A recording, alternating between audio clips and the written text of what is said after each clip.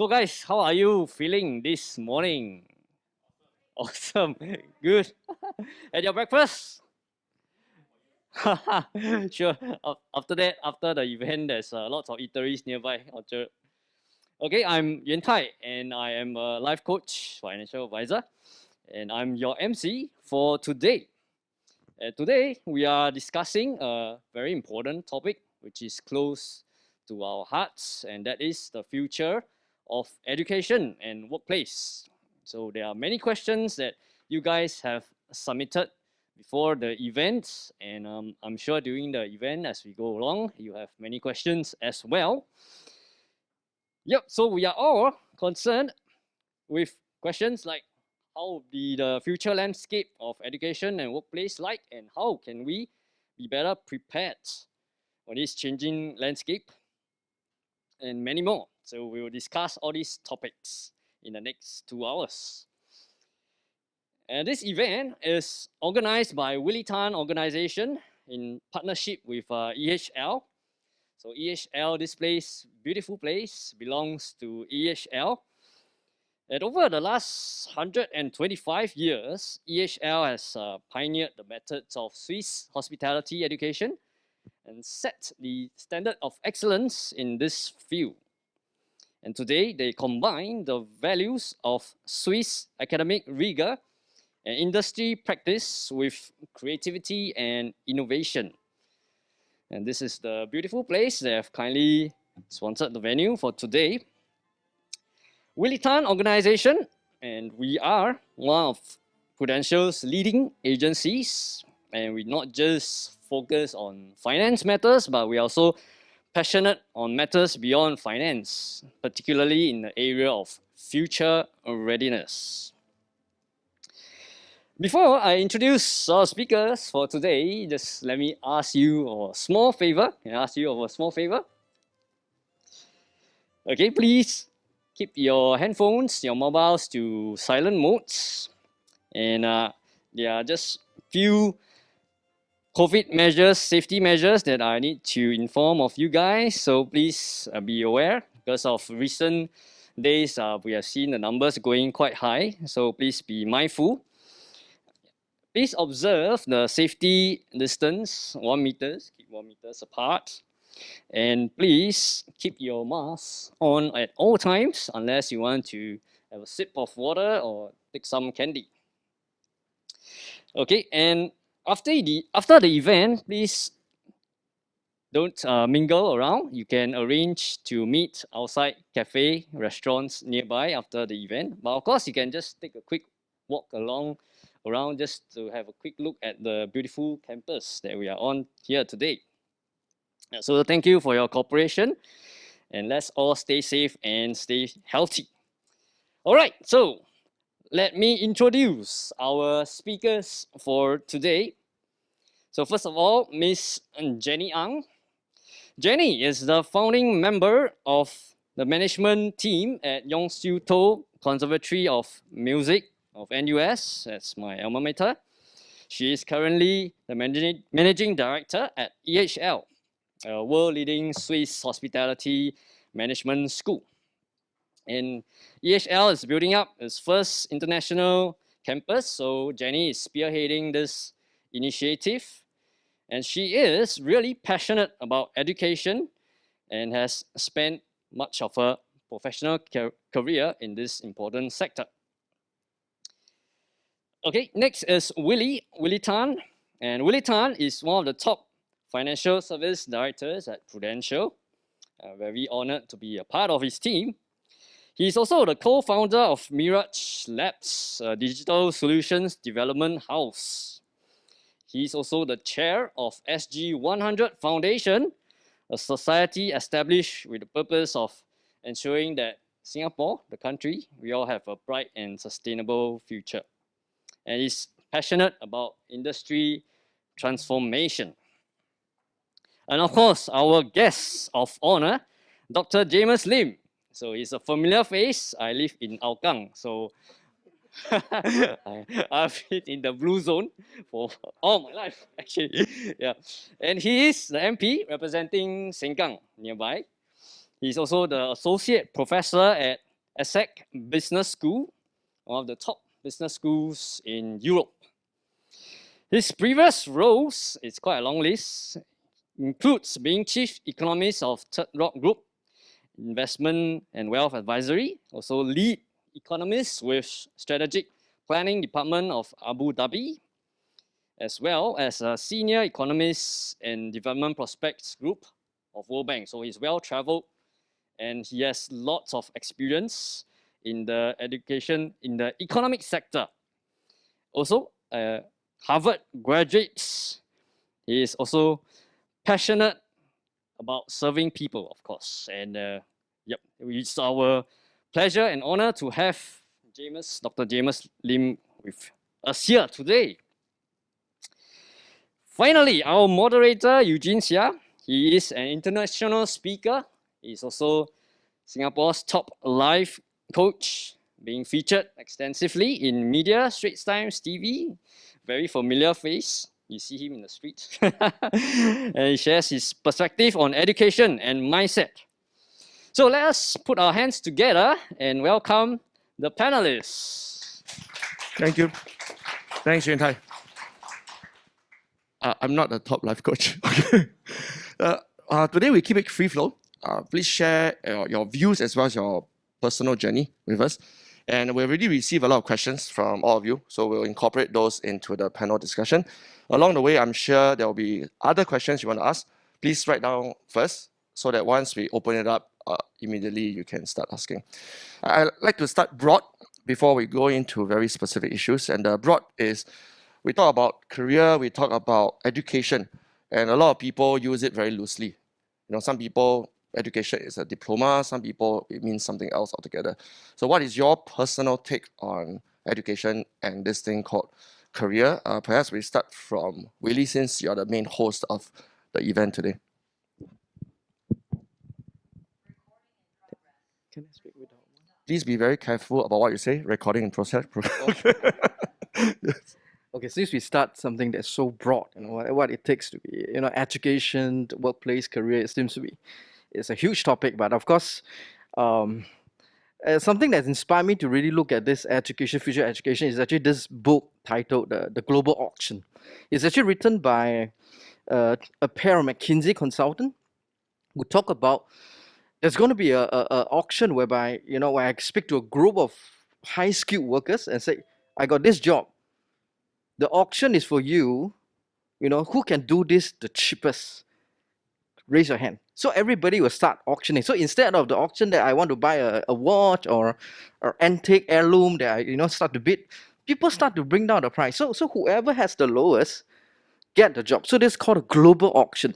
So this gives me a huge blow actually when I was. It means that when I was actually an engineer by training in National University of Singapore. And I didn't know that there were so many foreign talents, so many graduates that's being produced from India and China. If you look at China alone, there's about 8 million graduates every year. Most of them are in STEM, you know, whether it's science, technology, engineering, or mathematics. So it's going to be a huge competition whereby how are we going to compete when there's so little jobs, you know, and there's only so many prestigious and elite jobs, as so say, but so many people vying for it. So I really fear for the future whereby, you know, whereby you are just giving this advice, you know, you study hard, you work hard for somebody, and you shall prosper. So I think today's topic is very apt for all of us, especially for our future generations. And I think the real challenge now is how do you really stand out from the rest? You know, whereby how do you become relevant? How do you really have the amalgamation of hard skills, soft skills, and an ability to have a global mindset to internationalize, the adaptability. And this is really the key skills that I will advise my kids, you know, to look at really, not just Singapore, you know, you need to be geopolitically sensitive. You need to develop hard coding skill, yes, but how are you going to connect the dots together so that you become relevant and so that we can drive the willingness to get paid, whether it's from an employer or from a business point of view, people are willing to pay for your goods and services. Yeah, I hear a few things here. So first of all, it's a global auction. And now with internet, now with work from home, we can get talent anywhere, right? And in order to become that talent, what I hear from you is hard skills, soft skills, and a global mindset. All very big words. I would like to hear from Jenny because I understand you play piano, you studied music, and yet now you're in hospitality. So based on your personal journey, how do you link to what Willy just said, and also what's your definition of education? Thanks, Eugene. Can you hear me? Yeah.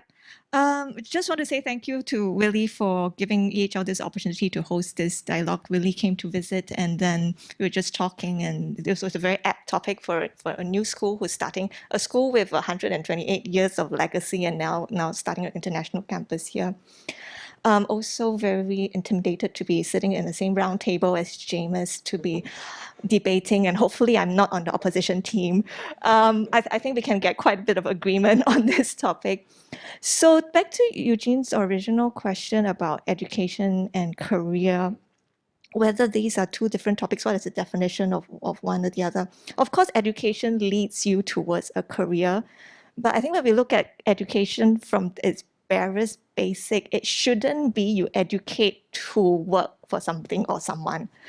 Education right from the outset is to develop mankind. When you're young, you learn to count, you learn to read, you learn to write, so that you can interact with other people, so you can build a higher order of thinking. We are not animals. We can learn how to read, write, we can tell stories, we can discover things. We learn about science, we learn about biology, why there are trees, why rivers flow, why there are mountains, things like that. So it gives us this sense of culture. It's about humanity, it's about being civilized. So from that, then some people will have certain skills. I'm better at doing something, or I like doing something. I went to study music because I love music. Then along the way, different things come along, and then I have something to offer to somebody else, and that comes to the economics. Willy's idea of this book is quite scary, because economics normally, I have something to give, and then there's demand. Yes, an economics professor here. So that's how I see education and career. Education shouldn't serve the endpoint of a career. It leads to there, but we shouldn't think of education as, okay, I need to get there, that's why you educate. It should be a more rounded thing, and that should constantly, whether us as individuals or as parents, we should bear that in mind. You don't tell your kid, okay, you got to study because you got to be that. You got to study because you got to learn to be a good human, to be a good contributor to the world. Jenny, thanks for that. And you can see a slightly different perspective here. Instead of seeing education as supplying a global auction, you see education as value in itself to develop mankind. That means even if one day robots take over the world and we don't need jobs anymore, we still should get education, right? And study music. Yeah. And Jamus, here we have two very different perspectives. What's your take on it? Well, thank you once again for having me here and for the opportunity to share my thoughts. I should start with a caveat, and that is that my mother often tells me that how is it that you have a PhD and you cannot do simple tasks that are asked of you? As mothers, will always be brutally honest. And my response to her is always that I may be educated, but I need not be intelligent. The key, I think, with education is to recognize that it is an element of training, and that is, but it's part of a broader set of what you may call skills. So we all have different ways in which we build skills. Some of us were endowed with skills, right? We just went through the Olympics. We see some people who were really endowed with a rich set of skills, but some people don't develop those skills.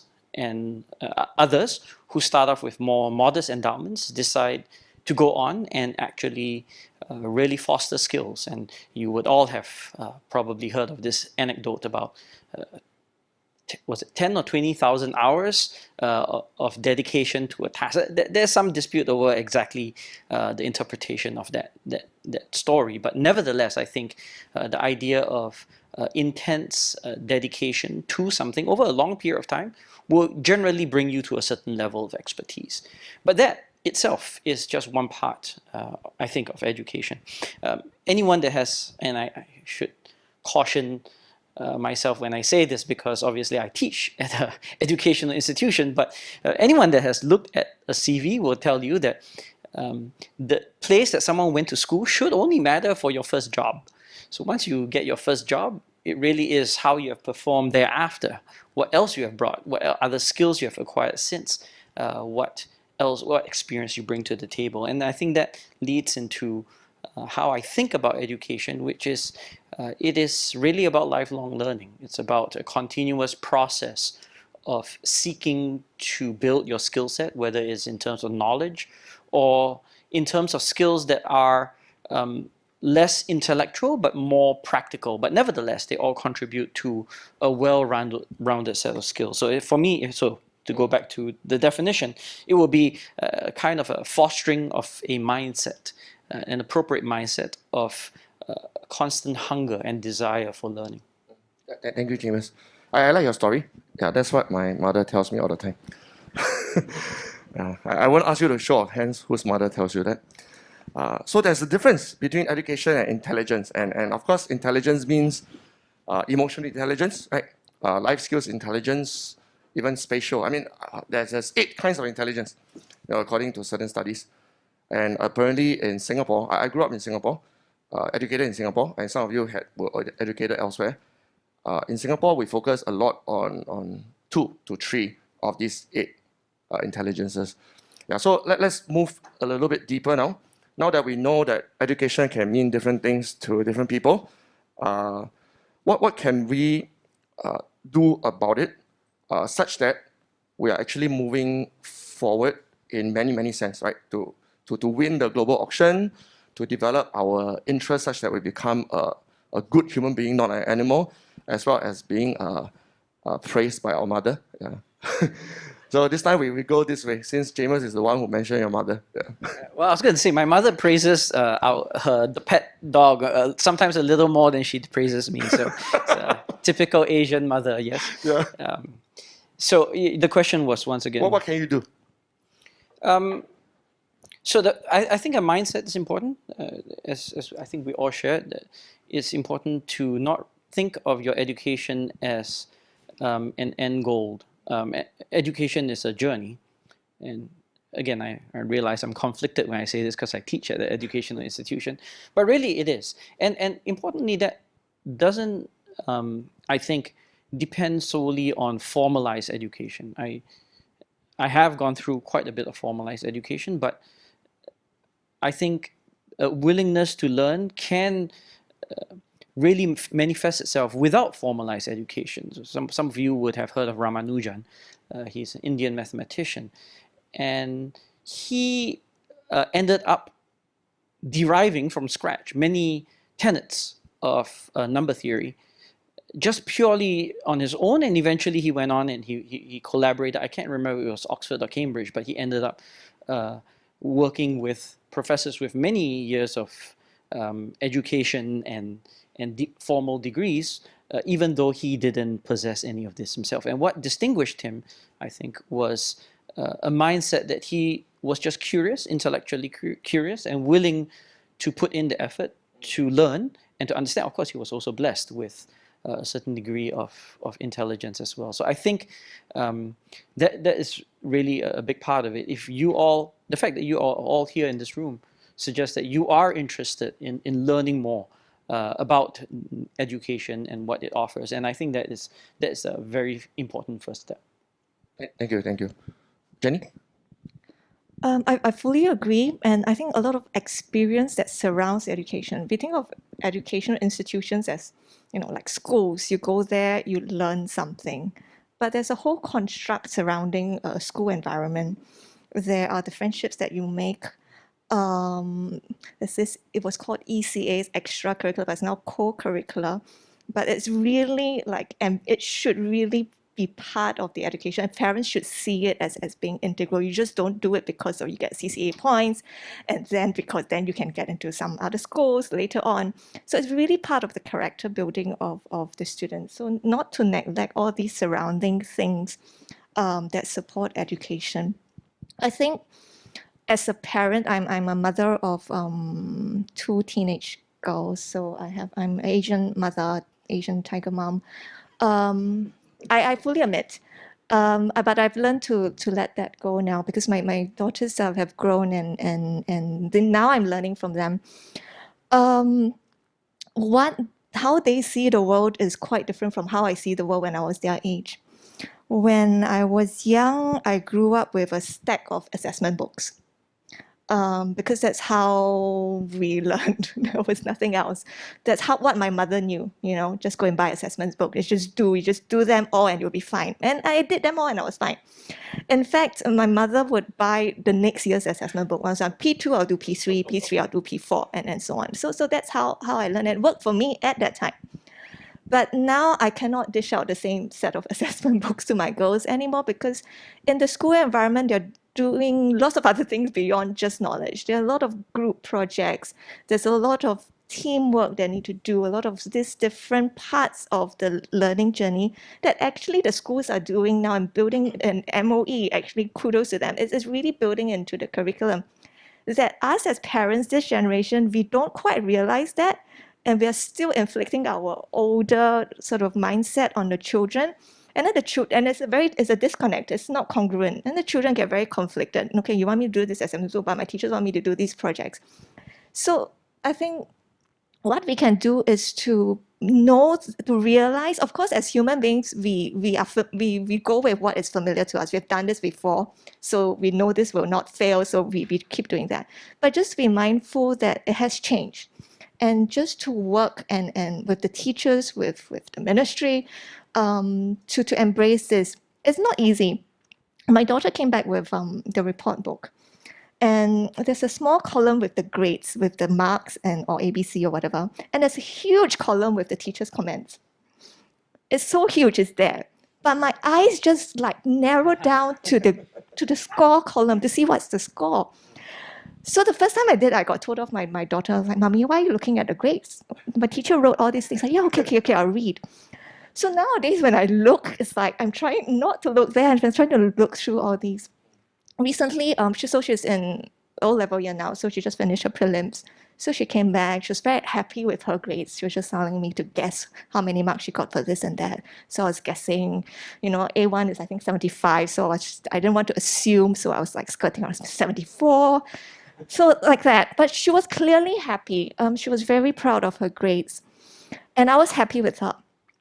But then after a few minutes, I began my tiger mom, Asian mom. I started to ask, so how did your friends do? Did they also get around the same grades? Because I wanted to know like where she is compared to the others. So now I'm fully aware and I can like very honestly tell you that is something I need to change. I need to celebrate my children's successes for who they are and where they are. But that's me. I need to learn to the next step.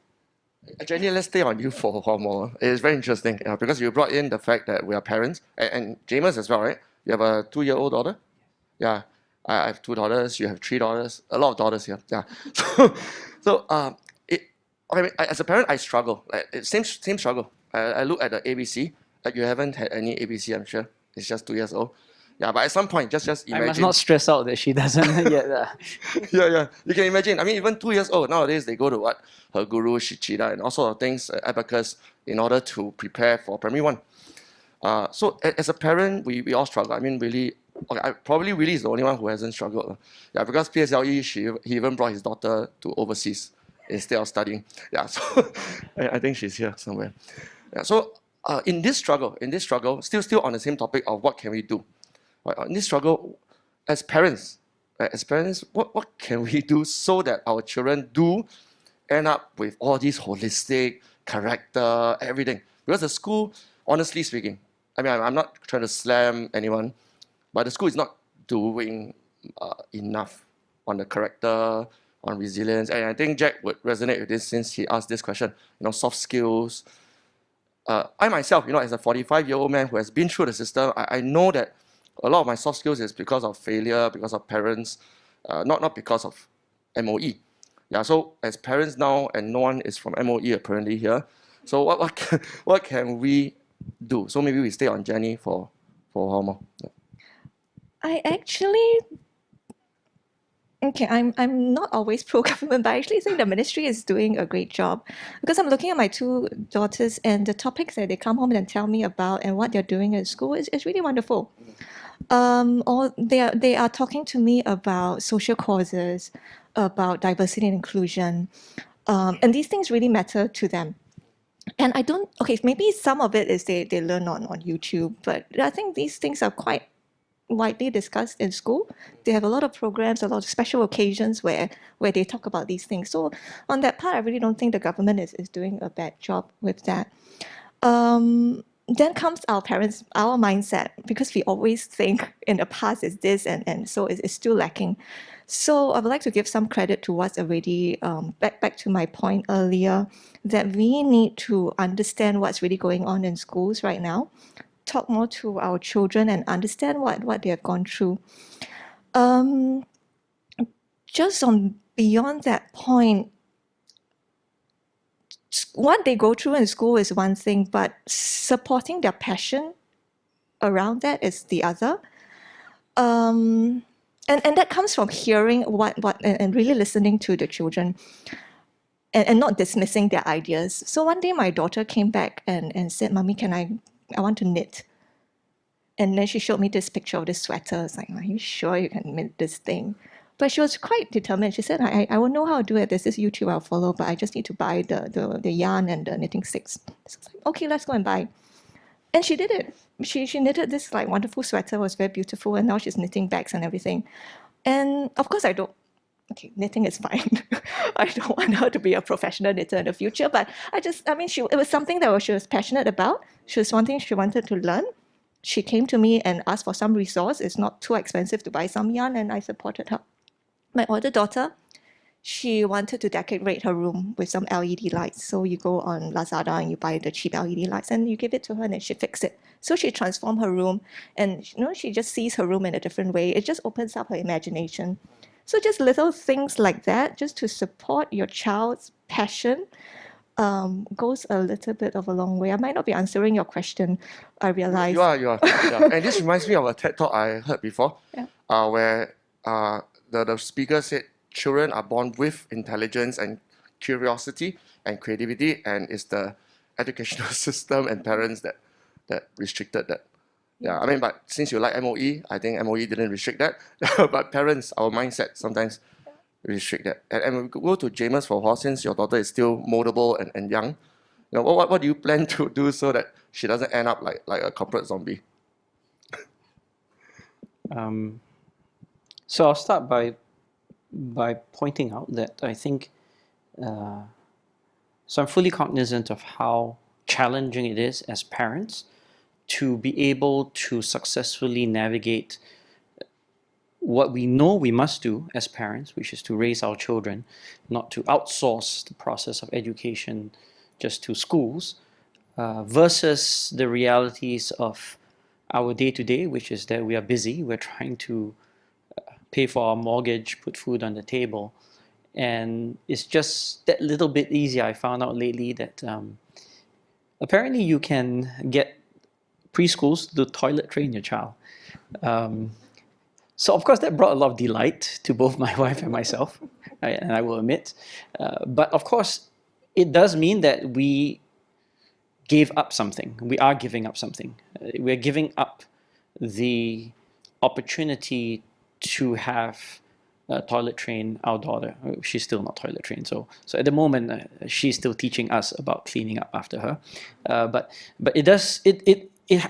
My point is not to put anyone on a guilt trip, because obviously we will probably outsource this particular process, but to realize what trade-offs you are making, right? And it's not just about toilet training; it could be any other thing. So whenever we decide that we want to give up something to have the school do it, because nowadays schools are very comprehensive, right? We put them in the mind champs, for example. They're going to do the whole range of all sorts of things, from music to non-academic elements. And you think, oh, 报个了, so it's great for our thinking about how we can extract full value from what we're paying. But I think as long as we're conscious that that's what we're doing, and we are giving something up, it is sometimes difficult at the end of a long day for me to try to read to my daughter, and especially so when she at the moment still shows little interest in listening to her daddy read to her. She's more interested in poking her fingers into the holes in the book and so on. But it would have to be a certain degree of discipline on my part to also decide that I want to do this with her. So I think it's that conscious decision, perhaps, and every parent will have their own decision, their own call on what they want to outsource to something else, a supplementary class, an enrichment class, versus what you want to insource to yourselves as parents, and to be conscious that that's what you're doing for your child. What I hear so far from Jenny and Jamus is this spectrum, right? I mean, life is a spectrum. Life is never black and white. It's like 50 shades of grey. Yeah, and we have to think of, I mean, definitely we can't insource everything. That's for sure. Right? Life will be crazy. We can't put food on the table anymore. But neither is it healthy to outsource everything, which seems to be the trend nowadays, right? Maths no good, tuition. Science no good, tuition. Even character, like values. Just go to temple, go to church, go to mosque. Because I feel it's unhealthy. Thanks for reminding us about this.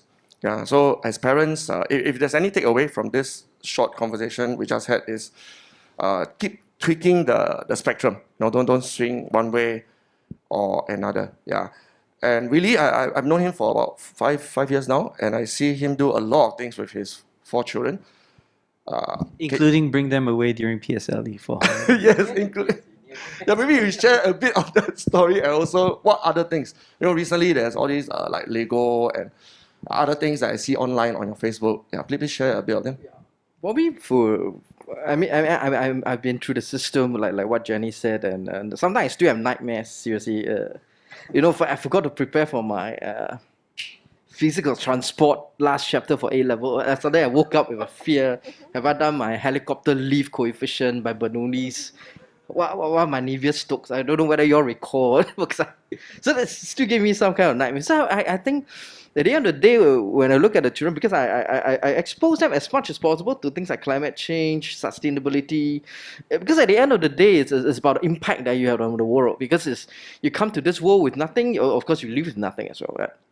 And I also told them, actually, if you look at a formalized education, like we talk about, like classroom-based learning, actually the history is only 400 years. It's to support the first and second or third industrial revolution. Because why we need formalized education, why we need to drill into people's certain value, because we want to support your industrial revolution. We need people in the factories who do specialized job. If you recall Henry Ford's breakdown, this whole automotive manufacturing of Ford. Now he said one thing: you can buy any colors of the cars you want. You can choose any colors you want, but except that it has to be black. so he said that, Henry Ford. But he is that the kind of iconic figure who actually tells you that we need a lot of the human to fall into place, to play the role, and it was successful. Because we had first and second revolution, third revolution, of course we talk about 4.0 now. But what I wanted to share is this: we can't keep telling people that a carpenter has used his hammer and nail for a good cause and he has succeeded, and we continue to use that hammer and nail to solve every problem in the world that we're going to face. That's the biggest mistake that and of course I understand the system, because I also sit on the board of a school advisory committee for the top school in the East, in Damenhai, which I think most of the people in the East will want to send their kids to. And you see the model student of this kind of school is really your blue-eye boy, very compliant, hardworking, it's a perfect model for most. I look at their behavior. They won't go wrong, you don't really go wrong. Yeah. So But what I see, you know, from the principal and the board is just like, if I were to give them exposure, you know, to certain, they usually have a certain confidence issue. They feel they need to let other people do certain things first successfully, then they follow. And that's the model. And these people are from the best of your Tao Nan Primary, the best of your Guanghua Primary, Mahaputi, Nian Primary. These are the very, you know, red swastika. If you look at, they actually taking all the best of this kind of schools, you know, and yet their so-called CSR that is sometimes done with too much deliberate purpose. That means I have a template, because now I don't know, you know, because I sit on board, we have things on a higher level. We look at things from a higher level, and how do we prepare them for, let's say, president scholarship interviews? Oh my gosh, how do we expose the best of these schools so that they can, you know, we can produce another one this year, and so the focus is very much on how many H2 distinction, and again, sometimes as much as we wanted to expose, you know, like when kids, I thought about climate change. So they did a video on this. There's a city developments CDL. I actually had a video making. So like what Jenny, you know, gave the children a chance. And also I forwarded this to my children, and they did a great job. Like Valkise was the narrator for the whole story about this, you know, my saving my turtle, and my eldest, you know, who is now 17. Oh, she's super busy now because she's taking her IB next year, and she's the one who is the director. She's the one who overall in charge. She did all this stop motion movie. I think you watch it. And then my third and fourth were the final. You know, they end the episode with some cheeky talks lah, and they won third prize. You know, what I say. So we went for. So you know, I have no intervention because I myself don't have that intellect, you know, to do all this kind of, you know, artistic work and stuff. So I believe, like what we mentioned, something very consistent is about intellectual curiosity. It means you come to this world, you know, you are baby, you start to feel, you start to know what's taste, sight, your smell, your hearing. It's all input into your subconscious and conscious level. And then you need to have that continuous, why are things done that way? I will take a very conscious effort to explain to them. Let's say I walk past a hotel, then at the corridor, then the names of the rooms are named certain way. So I will ask them, can you tell me how many more rooms will I reach room number 899? Things like that. Why are they numbering their numbers in this way? Is there a reason so? Because I will take a very conscious effort to tell them, don't take things for, why are they doing that? Can they do it better? Yeah, but if you ask me to keep doing that, it's can be very tiring, you know. It's like, but I myself try to do that for myself so that it's easier for me to understand what's a Pascal triangle, why do we need to expand by binomial expansion, how do I apply? So it's easier for me to not complete the square. So actually, if you ask me when I do my, I don't believe too much in the rote learning. I will do things inside my mental faculty, so that I have a more deeper understanding, so I can remember things that probably most of you may have done the same A-level subjects as me. Probably I will still remember how to do it now, because it's the way that you learn it. You know, you may even score better than me, but I think the very important thing is you need to know the underlying reason why you're doing, and that will really carry you through.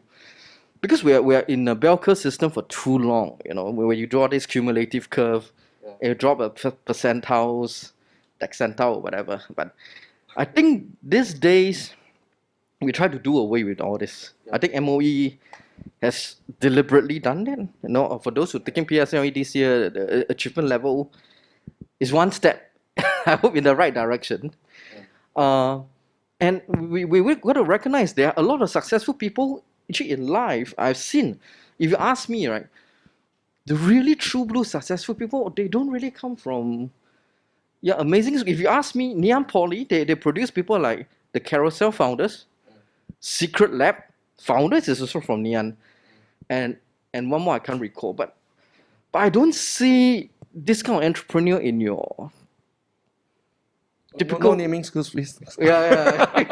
So yeah, I mean these are, we all know which are the elite schools. Yeah. Yeah, so that's the kind of but why are they willing Yeah. to do that, and why do they have that kind of capacity and the risk taking? You know, it's not that they still make it to university, but I think they see their ability to see the bridge the gap. I should mention all these schools as examples.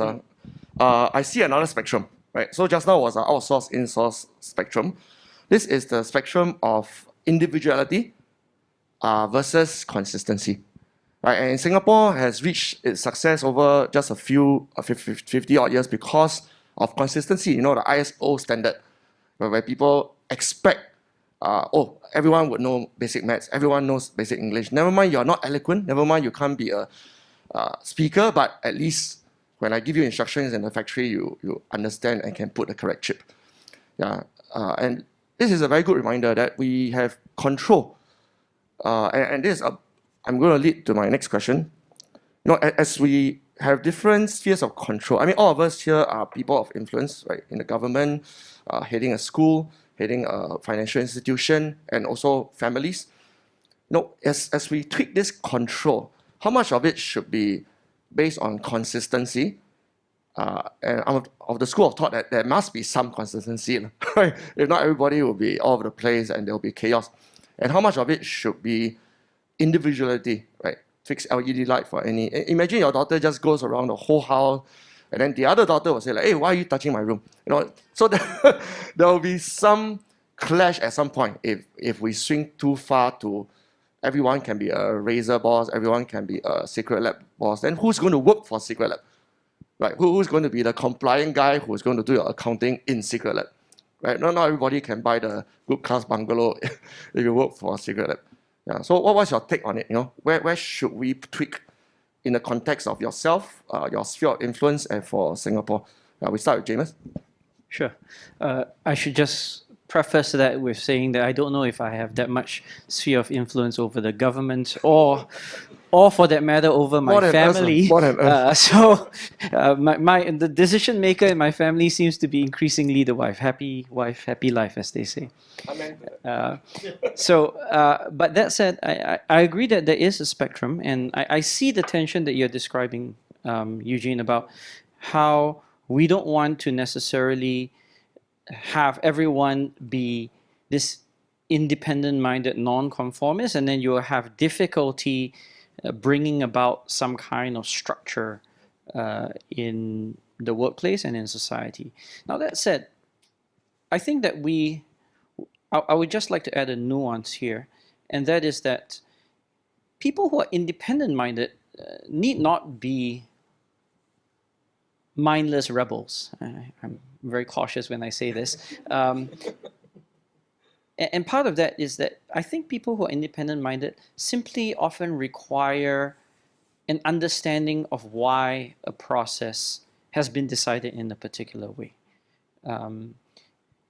So let me make it a little less abstract and a bit safer by talking about my 2-year-old. And she has demonstrated, even at this early age, an independent mind. And that independent mind includes the fact that she likes to climb up the slide in the opposite direction, as kids I want to do, and to play with her toys in ways that were not designed to be played with. But it's nevertheless rather creative and actually interesting applications of those toys. So it comes down on us, I think, to understand as long as she's going up the slide and there's not another child coming down, that independence is something that is okay to foster. And then there are such situations where we think that, well, you know, she is in a public place. She shouldn't be screaming her head off. And that's when you have to exercise a little bit of conformity. So I think that's what it comes down to. It's not necessarily saying that it's either being consistent or conformist versus being independent, as much as when someone does have independent thoughts, to help them to be able to rein those in and to channel those. And importantly, help them understand why is it that we do things in a certain way, because there may be things that they have not considered, right? It would be very dangerous if someone with an independent mind thinks that they're always right, having not considered all points of view. Thanks for the analogy of climbing the opposite side. That's deeper than it sounds. It's no longer about the playground. I mean, there's a reason why you're from Workers' Party, right? Yeah. Okay, Jenny, how about you? As you head up this school, where do you want this school to be and your family to be and yourself to be in this spectrum? I just really like the slide analogy. As a child, you look at the slide, it's like there's no reason why this is not meant for climbing upwards, right? It's our own idea of the slide, our construct. The slide is designed, this way you do this. So heading up this this new school for EHL, which is, like I said, 128 years, they're used to doing things a certain way, and they've done it really well. So with this new school here, it's a much smaller school. In Lausanne, they have 3,000 students. Here, we're going to have maximum 300 in this building. The first cohort is 50, where the usual intake in Switzerland is about 500 students. So it's a much smaller group. So this is a really great opportunity for us to try new things, new ways of teaching. It's the same courses. They go through the same curriculum, same learning outcomes at the end, but the journey that you get there can be very different. We can look at different examples, but more Asian-centric. So that's an opportunity to try new things. So looking at EHL, they know their success, but you also see what lies ahead. It's going to be Asian-focused. And when you want to try something new, have a pilot, you start with a small school, and then that's where this is a testing ground. So that's where my role here and my vision for this place is really to get faculty to challenge. In a normal design of a course, it's going to be 15 weeks, 2 hours a week for each topic. And that's standard, done, tried and tested, no. But over here, for a few topics, we're going to do it differently. So even at bachelor level, we're going to do, for one financial accounting course, to do like a crash course. The whole week is just financial accounting. They have 5 weeks that they do online, but then that week, everything else stops. We're just going to do it. It's a bit like MBA style, you just focus. So we're going to try that. It was also out of necessity because that was the only way we could bring in a teacher to teach that. But it was a challenge, but it's something we could solve and an opportunity to try new ways. Back to control and conformity, I think it's also how we judge success. I think throughout the last 300 years we have, or few hundred years of education, we have a very singular way of judging success, which is, you score this mark because the Excel sheet can calculate and tell you, okay, this is, then the bell curve, you cut that way. Because of industrialization, yes, you need everything to be, mass and do it quickly, efficiently. But now we are no longer industrialization 1, 2, 1, 3 is 4, and now we're talking about AI. We're talking about, how anticipation, you're using all these to tell you what's next. But then it comes back to, at the end of the day, you have all these things to make things really, really efficient. You need to have the coffee you put in, and the machine knows which coffee it is, and you can choose intensity. Maybe it's even programmed. You just look at it, it will just know what coffee you want. But at the end of the day, you also want somebody who is going to serve it to you with a smile and ask, how's your day? Or do you want the same thing? How's your children? You want that extra element that the machine, okay, no matter how complex you can make it do, it will not surpass a human who can then add that additional personal touch. So measurement Unless you're eating ramen at Ichiran, then then you want it to be the same all the time. So measurement of success is something we should revisit. What is successful? Is going to university like the epitome of success? And I don't think so anymore. And just like the examples that Willy you gave of the students from Neon who break new grounds and set up their companies. So there should be different yardsticks for measurement of success. That's an excellent question. And I'm about to ask Willy about his definition of success. But before that, let's think about this. Because so far, through the about 1 hour of conversation, there's a certain assumption what success is, right? Yeah. And what I hear from our panelists is, number one, people who buy good class bungalows are successful. I mean, that's why we name them, right? Yeah. And people who They not do anything wrong, like they are not in prison, they are successful. People who try out new things like putting LED lights, climbing a slide opposite end without harming anybody. That is a form of success. So it sounds to me so far that we have defined success in many, many different ways. Yeah. And later we will give an audience the chance to speak as well. What's success to you? Yeah. So really, how would you define it for people who are influenced by you? What's success? Of course,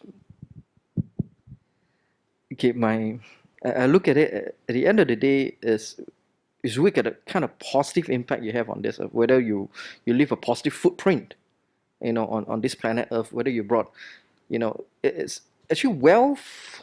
I look at it is created because you must have done something that people, willing to purchase your goods and services, people are willing to pay you a certain amount of remuneration. So it's not just about having that income or wealth, but the whole process of you, like for example, why are people willing to do business with you when you offer the same common goods? What is it that differentiate you from the rest? Because I happen to be from quite a commodity-based, financial products kind of platform. So I felt that even more, where the quotation can be the same, but why people still want to buy from you. So to me, it's what do you stand for? What kind of, and all the more now because of automation, because of AI, this is a big thing in 4.0. All the more humanity values is even more treasured, because we need.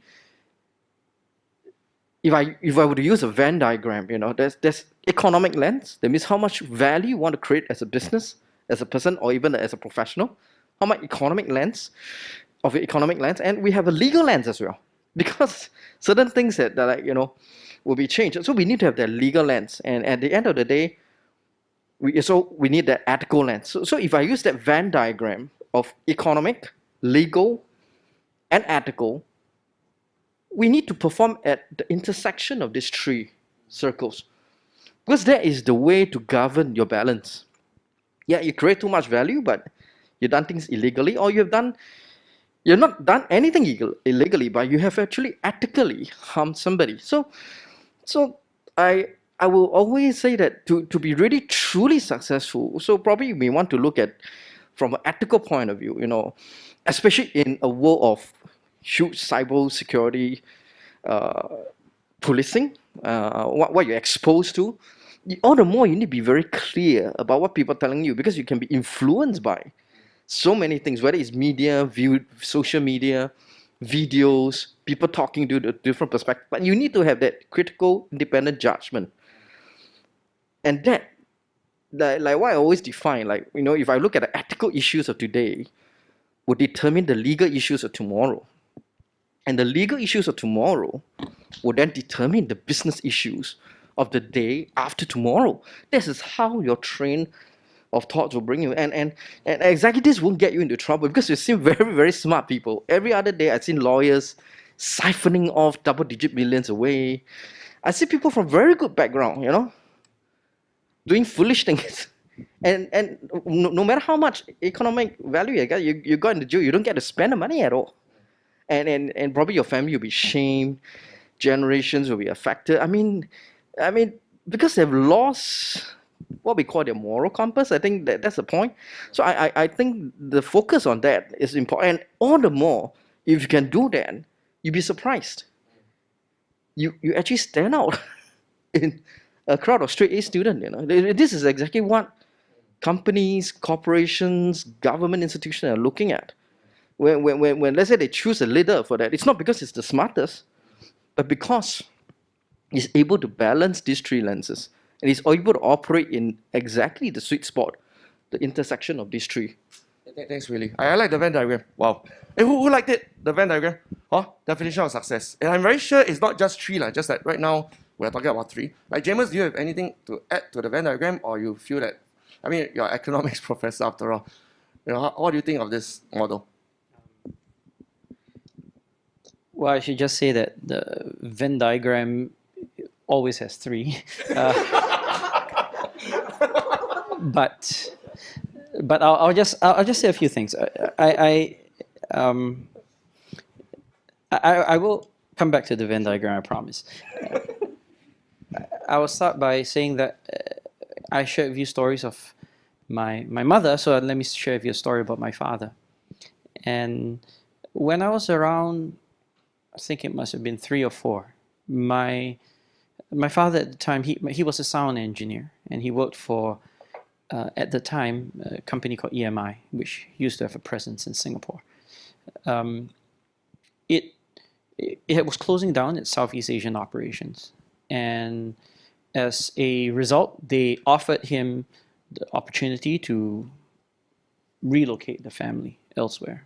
And the option was to go to Taiwan at the time, where of course the market would be bigger, and he at the time he was the best sound engineer in Southeast Asia, so he would have had a good runway for his career. He made a decision that obviously impacted not just himself and my mother, but also the rest of us. He decided to stay. His reason was simple. He wanted to raise me in an English-speaking environment rather than a Chinese-speaking environment. And so for him, his metric of success wasn't actually his own. It was in his ability to leave behind a legacy that was in the form of his children. I think as Asian parents, we often understand this. Now, the caution is we shouldn't therefore pressurize our kids to realize the dreams that we ourselves have failed to live up to. But my mother, after my father passed away, also saw this as a big part of her legacy, to see us through to university. For my sister, it was university. For me, she had to see me through a bit longer in my educational journey. But after we've all finally graduated, she saw her task done. So I will go back and just say that for me, I think we all will have our own values. Maybe it is to create the next important tech company. Maybe it is to contribute in discovering some cure for cancer, or maybe it is in public service. But whatever that decision is to be able to be comfortable choosing that decision and then doing the very, very best to excel in that decision with the endowments you have been given. It could be music. It could be, it's a tough world to be a performance artist. But some people do, and they dedicate themselves to it. And then the only thing you can ask for is that the person has done the very, very best they can. So back to the Venn diagram, I haven't seen Willy's Venn diagram, but I have seen other Venn diagrams that you may have seen. This Japanese one about ikigai. Yes, about ikigai. And for me, so again, that I think has 4 circles. So it's not true, only 3, right? Yeah. But the idea being that not only do you want something that remunerates and something that contributes to society, but importantly, I think one of the circles is about something that you are passionate about, finding something that you really care about. And so that every day when you wake up in the morning and you go do what you need to do, it is not a drudgery to do your job. It is something that you look forward to. You actually, the geeky person that I am, I actually look forward to writing economics papers and thinking irrelevant thoughts, perhaps, about economics, and irrelevant and perhaps irreverent thoughts about them. This reminds me of Freakonomics, the book. I don't really like economics, but I like Freakonomics. Yeah. On this point, since we touched on ikigai, in case we haven't heard of it before, please do Google it after today. IKIGAI. Yeah, especially for students. Some of you are slightly younger than others. You might want to look at it, because I only discovered ikigai at the age of 39 after losing my job. And I kept wondering why Ministry of Education didn't teach this. I mean, there was 好公民, like Jack probably remembers, which is saying like, please say sorry, please say thank you, morning when you wake up, say good morning to your parents, which is all well and good, very, very Confucius. Yeah, but shouldn't we at least know Venn diagrams? so that we can choose a career not just based on starting pay, but there are many other elements. So thanks for reminding us about that. Okay, I'm going to shift gear a little bit, but still on Jenny's point, on automation, right? Because there are many things we know. I mean, many things are automated nowadays, right? Your calendar is automated.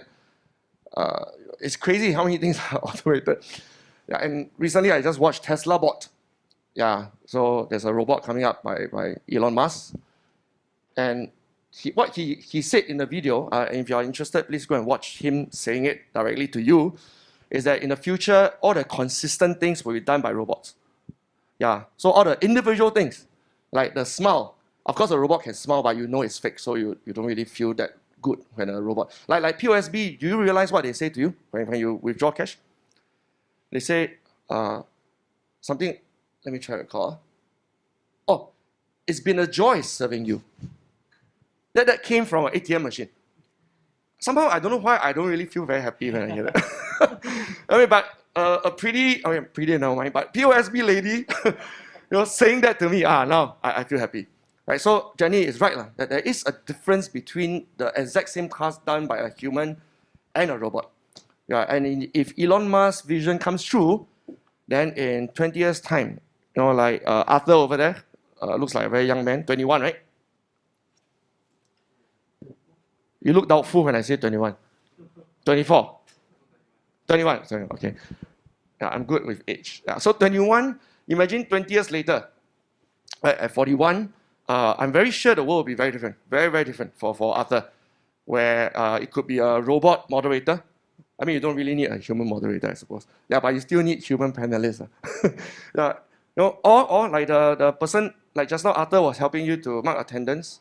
It could be a robot. Arthur, you're not a robot, right? Just to confirm. Yeah, okay. Yeah, so on this line of thinking, back to the consistency versus individuality. Number one, what's your take on it? Like, will the world really go towards this? Like with or without us saying anything? That means the world is definitely like a train going towards this direction already. And number two, should we embrace it? Like feel very, very happy that, wow, next time I can play piano. Someone else can do the business side of the school. Politicians, parliament, more or less the speeches are the same anyway. Yeah, so just you can prepare the speech, input into a computer, but you don't have to sit there for a few hours, right?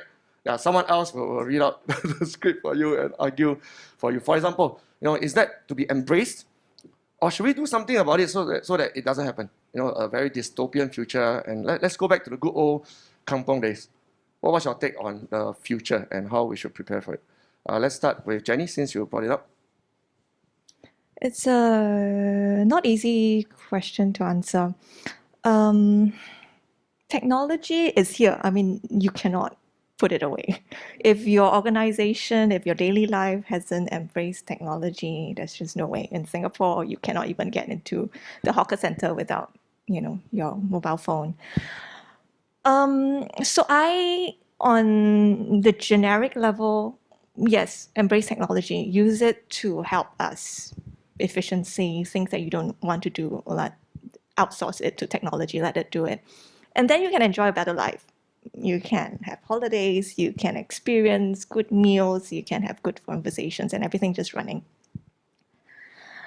Whether it can solve world problems, I don't think so, because look at where we are, the sort of conflicts, the sort of very non-civilized things that are still happening in the world. And that's where the education, the human part needs to come in. We need to be able to debate about why, right and wrong, good and bad. And I don't think AI and technology will change human nature. What's happening in Afghanistan is something I don't think technology would have. It's all human things. And so the education should, elevate our minds that we can talk about this, and things like this shouldn't happen when Arthur is 41. Yeah. Thank you for that point. Willy? A gentle reminder, switch off mobile phones. Thank you very much. Yeah, ask the police to come in.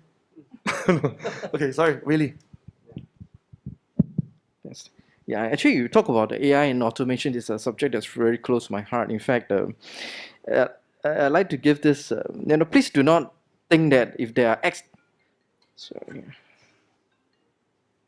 it's my yeah. Just switch off. Sorry about that. If there are X number of jobs in this world, and AI or AI factory happen to displace half of the X, and we are left with half X, it's not like that. It's an oversimplified way to say that jobs are displaced in discrete quantity. In fact, AI, we should embrace it as a kind of enablers that allows us to have more freedom, to have more time, so that we can pursue a different higher order of cognitive needs, aesthetic needs, and self-actualization. It's actually good for humanity. We don't want to be a time whereby your job is just clocked by the number of hours you work in the factory or number of hours you clock in the office, and you get paid for that. In fact, technology allows, seriously, it is, if I would use an example, it actually unlocked the potential. Let's say I bring you to, before the lift was invented, and I bring you to a 40-story high condominium, for example, and I say that, hey, this every morning you woke up, you're gonna have a panoramic view of the sea. You're gonna see the beautiful yacht, but the basement unit, you're not likely to see anything. But the only problem is this condo doesn't have a lift. It doesn't have a lift. So every time you need to walk up 40 stories, or even if you need to move big items like your furniture, you probably got a problem. You need to get a crane, to move your furniture. So that's a problem. So nobody will buy the penthouse, even it offers the best view. But now, if lift were invented, and it allows me to move from ground level to 40-story high, what happens? It unlocks the value of the penthouse and leaves the ground level unit lower value. So that's how I see it. We should embrace it like a lift, and like an enabler, whereby we're able to unlock human potential, which is limitless. Is without any boundary, and that's where I think you'll be surprised when certain essential jobs, or what we call labor-intensive jobs, are actually displaced.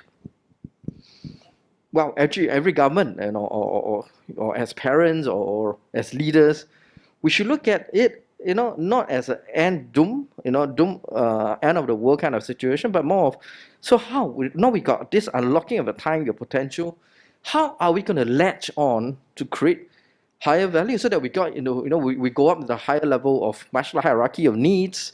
You don't go into your physiological needs anymore, not just security, physiological, esteem, respect, but we actually go into, if possible, or more of us can get into what we call cognitive, aesthetics, and eventually more self-actualization needs. I think that is where I will see this as an opportunity. Yeah. Thank you, Willy. You have a lot of nice diagrams and analogies. I like the lift one. Jamus, what's your take on the lift enablement or other views? Yeah, I'm not an engineer, so I will not comment on lift technology other than the struggles I face in my town council duties in lifts that break down. But I will say a few things about the routinization of jobs. A lot of us have read about this. It's the most popular study is the one by, I think it was Oxford Martin School report by a few researchers there. If you dive a little deeper into it, some of it is a little overplayed. And the reason is that if you read and listen to AI researchers, you will find that we are still quite a bit a ways. There are some things that will become routinized, and some of them perhaps for the better. The long-distance trucking sector. So if you are, we don't have that so much in Singapore, but if you drive a truck over long, very predictable distances in larger countries, that will, and incidentally, that is the largest sector of employment for males in many countries, including the US. That will go away because that can be automated and it can even be safer.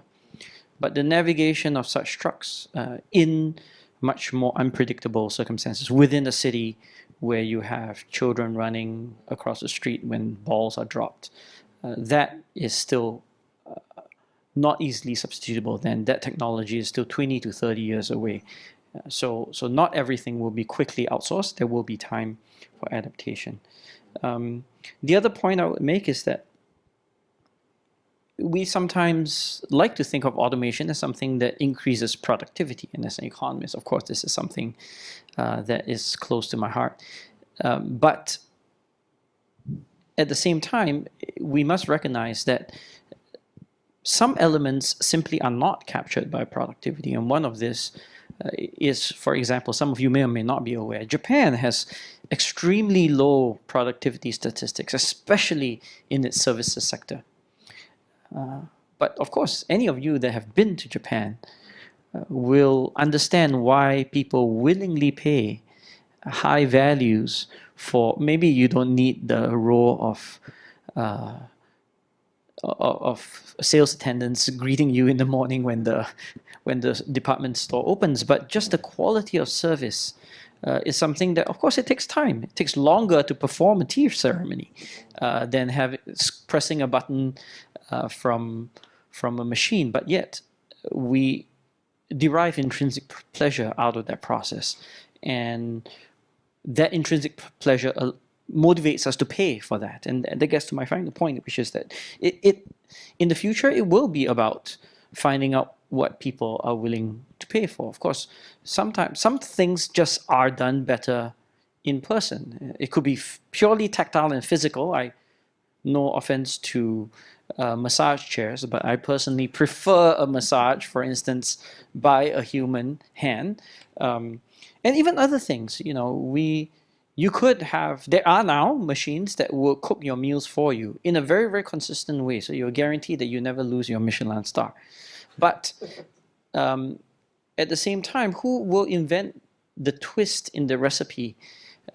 Why do people pay hundreds of dollars for very small amounts of food, where after that you still have to go to McDonald's to fill up after a meal? It is because there is something that is injected into that service that isn't captured purely by efficiency. And we still like live music performances, and when one of us falls ill or one of our loved ones falls ill, we don't want a computer doctor to tell us these are our options. We want empathy from our doctor. So if you are a doctor, there are, especially for routinized things like looking at x-rays, that can be done much better now. So, radiologists are no longer a growth profession, if you will, in medicine, because computers can do a much better job. But being able to present one's options and how one should address medical challenges, that I think many people still want the interaction with a doctor, and importantly, a doctor that isn't just staring at their iPad and reading you the options, but actually interacting with you as a human being. And I think that's what people pay for. Talking about doctor, one of my classmates is a doctor, and he did a study for 9 months. They put a camera in a lot of clinics to monitor the communication between the doctor and, let's say, the aunties and all that, in Hokkien, Cantonese, Malay, and so on. And they found that there were like about 32% miscommunication, right? And this, I think, goes back to the point of, if a human cannot do what a human can do well, then he deserves to be replaced by a robot. Yeah. And I'm sure some of us have also heard Google, like you book a restaurant and you say like, oh, I would like a table by the corner. And the Google system, all fully automated, will say like, oh, what occasion is it, Mr. Shah? Right, then you say, oh, it's my anniversary. Oh, congratulations. How about a bouquet of flowers? But if you call a human customer service person, he'll say, what you want? No booking, sorry. Against our policy. Yeah. So, I mean, this part of my full-time job actually, to go around reminding people that robots are doing things better than you now, even in empathy. Even, I mean, fake empathy. Yeah, even in sounding more friendly. And if humans continue this way, especially for the young ones among us who have still a chance to grow more human, and parents among us who have a chance to groom children to be more human, yeah, I think that's a very big wake-up call in view of this automation versus human. Right. So on this, I have one more question before we have a toilet break. Okay, so the question is, for those who can still do something about it, the government is now trying to upgrade our skills, right, our career transition, and they are willing to splash taxpayers' money on it. Right, you can spend $500 to learn barista, learn digital marketing, things like that. Yeah, and I have my own views on it, and I'm sure Jack also has his own views on it. Yeah, but I would like to hear the panelists' views on what should we be doing about it as a professional changing career, or wanting promotion, or wanting to have a greater impact on society, or as students about to come out, and because this question came out a lot, what are the sunset industries, what are the sunrise industries, what are the skills that will be redundant in 10 years' time, what are the skills that are hotly in demand in 10 years' time. And I feel that let's answer all these nitty-gritty questions in a more macro landscape, which is like, what can we do? Should we, like, for example, learn coding? Should we learn more psychology so that let the coders do what coders do? We actually read human behavior better. What should we do to have a better, more successful, more impactful future? Yeah, let's start with Jenny. A lot of questions there. I think we talk about lifelong learning. I think ultimately it's about self-growth. And the definition of self is you're going to be different from the other person. It's really what you need in life right now for you. We want to be successful. We want to be the very best. You mentioned being the very best at what you do. You have a gift. You contribute with your gift. But then there is still the element of growth. You have reached this, what more can you do? So what more skills do you need? With the lifelong education, yes, you go through that list and you see a lot of skills. But I think there can also be much more beyond skills acquisition.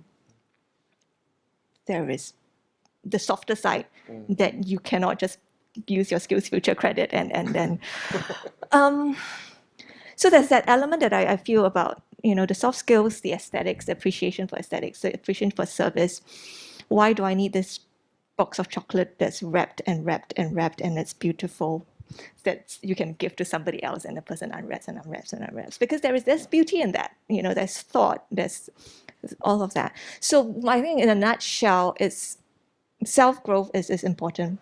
And then that's what addressing here. And it comes back again to education. What is education for?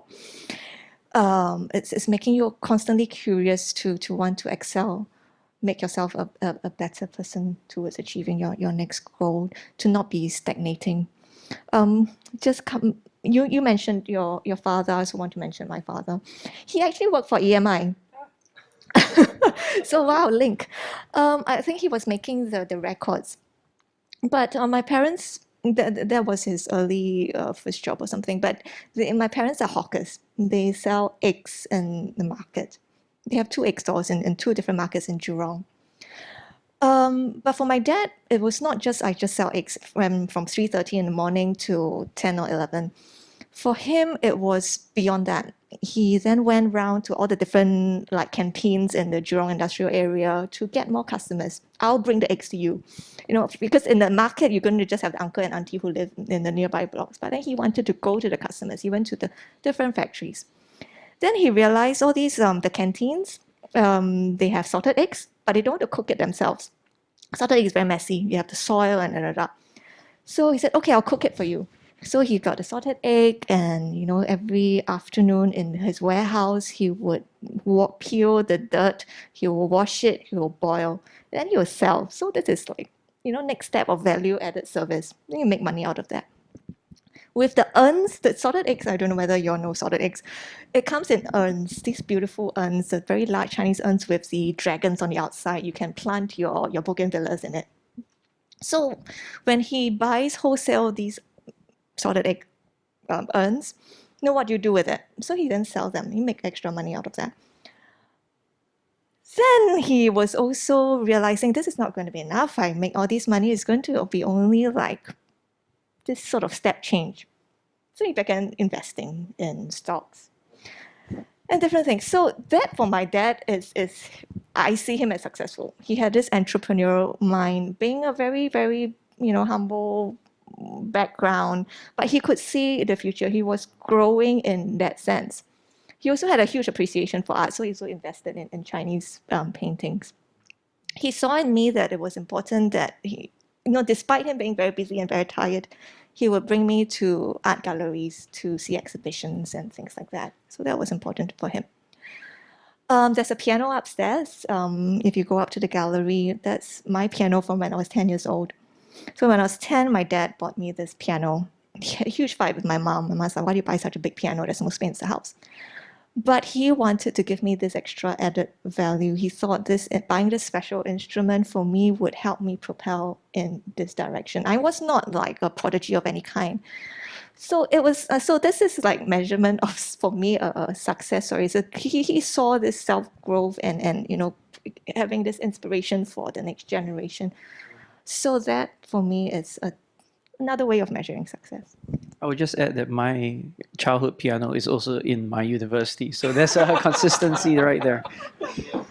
I feel like we're in a matrix. Someone is controlling us. Thanks for all this coincidence. Okay, on the same topic, so we're not defining success, but rather how to craft, right? Of course, we have already defined success, so how do we continue crafting that success? Is it through skills future? Is it through learning piano? Is it through learning psychology and so on? Yeah, Willy, your take on it? Actually, we are really a fortunate country where, there's this skill future funds. Of course, sometimes people may exploit it, but if you look at it, all of us, I myself have $1,500 credit, each of us, and it's 90% funded for some of the courses. You know how you should be appreciative of this, because not all countries have that kind of wealth, to give back. Because with Singapore, our only natural resources is our own people, and the government has again, set up Skill Future, and headed by top civil servants, to drive down all of this. Of course, the way they do it, they're looking at how they know some jobs are going to displace, and this is a concern, because at the end of the day, if there are too many people who are unemployed, who are lazing around, I think that's not going to bode too well for this country. And I appreciate this support, from the government. But sometimes if we look at it, is it just to learn another language like Bahasa Melayu, Japanese, German? But we also need to know what happens after you have that skills. I have a friend who actually own a digital marketing company, and I asked him, do you go and employ those in the 40s and 50s after they have acquired digital marketing skills in the Skill Future, which is probably one of the most popular one among, whether it's mid-career switch or retrenched people. And he said he still can't do it because they're not fast enough to adapt. There's certain mindset block. Even they have acquired, they're not being able to be, relevant. He himself is 45 like me, and he has this reluctance to employ people of his same age to do the job, because he felt, I don't know whether it's culture or is it really that these people after acquiring the skill can't really perform. I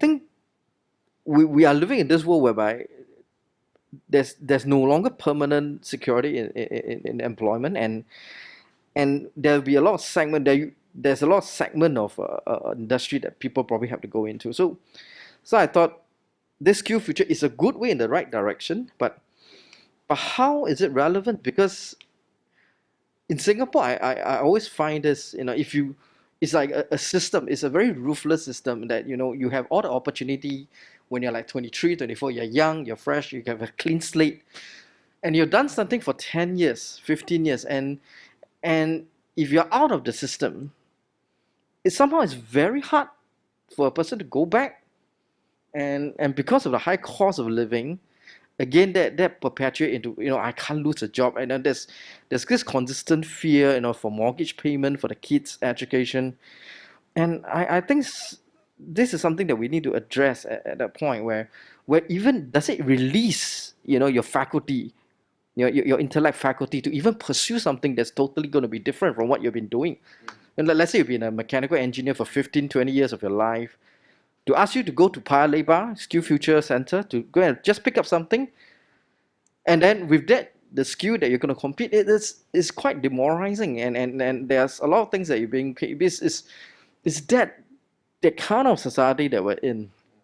So I can't, of course, this is a very hard problem. It's a problem that, of course, I'm not able to offer any solution at this point, but I'm just saying the problem and stating the problem, and hopefully, whether in Parliament, some perspective, because I look at talk about dads. My dad has been an employee throughout his life. He doesn't work in. That's why I'm not a musically inclined. I don't play instrument. I don't know how to read the music notes. I am. He just being an engineer. He was a mechanic engineer. He was actually posted to China in when I was a junior college. And yeah, I didn't really see him for 20. I mean, he flew to and fro. So somehow I go back sometimes to China to visit, and I saw the growth of China since 1996, before I even joined WTO in 2001 to I've seen really the kind of growth and accept price inflation, and I see how even the people who are working in this plant are so good. And so even usually the management are Singaporean because it's a Temasek Link company, and it was the pioneer company that supported the Suzhou Industrial Park. If you have some of you are old enough to heard of this project, it was a big thing. Lee Kuan Yew was it's a pioneer project between these two G2G, and they were representing a few conglomerates. So Singtel, EDB, of course, were there, IE Singapore, of course, Singapore Technologies that my dad was working for, and Sembcorp, Sem Marine, Capital Land, you name it. It's like the best of the Singapore success stories, including SIA, JTC, that we're trying to transfer that software to China. And you see how hungry these people learn versus, you look at the skill future, the people, just take the money. You look at how earnest they are learning, how hungry they really want to surpass you. So even I met some of the middle management, like manufacturing heads. They say that this guy is actually better than him. He's younger, he's more driven, don't need to be elite university, but they're from their polytechnic equivalent. But he said he learned the fixtures, the machine process, the flexible manufacturing system so well that he can be a consultant level, to all these and they learn it through self-study, asking the right question. Hey, they see the hunger is told because they are in a very competitive. So when I go there, actually, to be honest, when I go to those, let's say China, the first thing I go is to visit this factory in Seagate.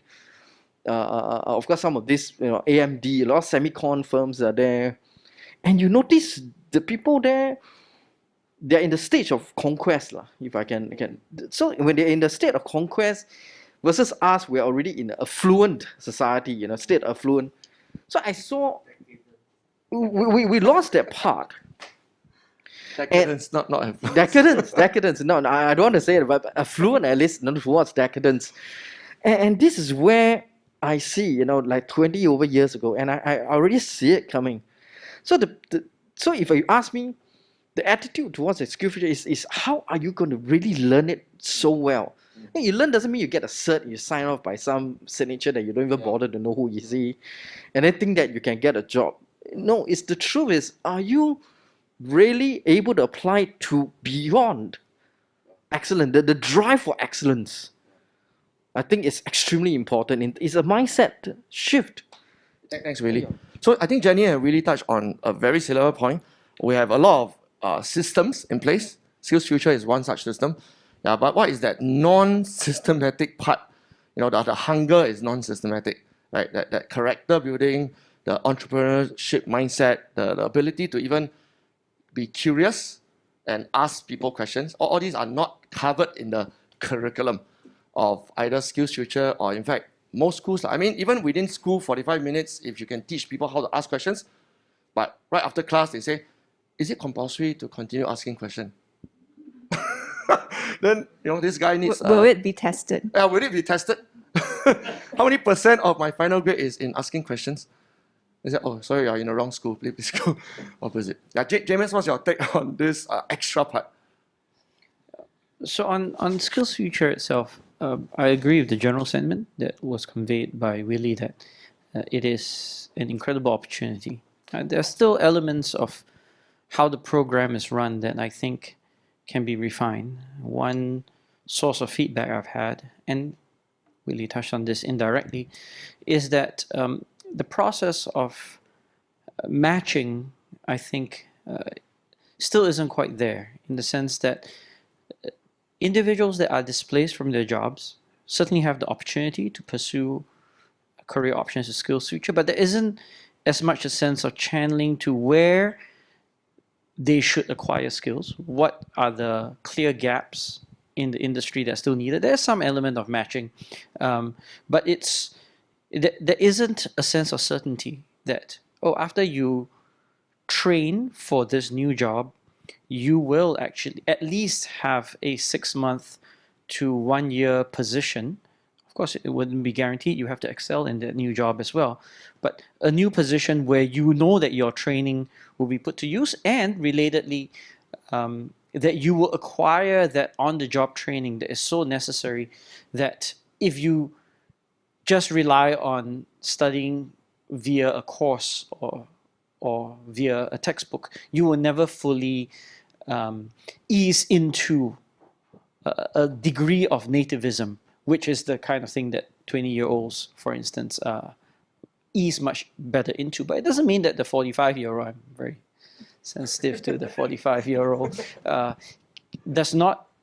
is not able to bring something to that table that requires them to reskill. I say this from someone who has recently changed jobs, and so I don't want to underplay the importance of the mindset then, which is the second element. We do have to be prepared and to be have a certain level of comfort that if we know that there is a system in place when we are displaced that would ease us into another position, then we have to commit ourselves to also have the mindset to not just retrain for the sake of retraining and to collect that whatever stipend when you are retraining, but to actually genuinely embrace this new position, this new job, and to know that that is for every one of us, that having 2 to 3 distinct career paths is entirely plausible for a world that is rapidly changing. And as long as we have that mindset that your learning doesn't end after university, that will be the job that you hold for the rest of your life. I think if we give Singaporeans the assurance that, which incidentally, this is not unique. The model of reabsorbing and reallocating does exist in Germany, exists in Sweden, for instance, in Denmark.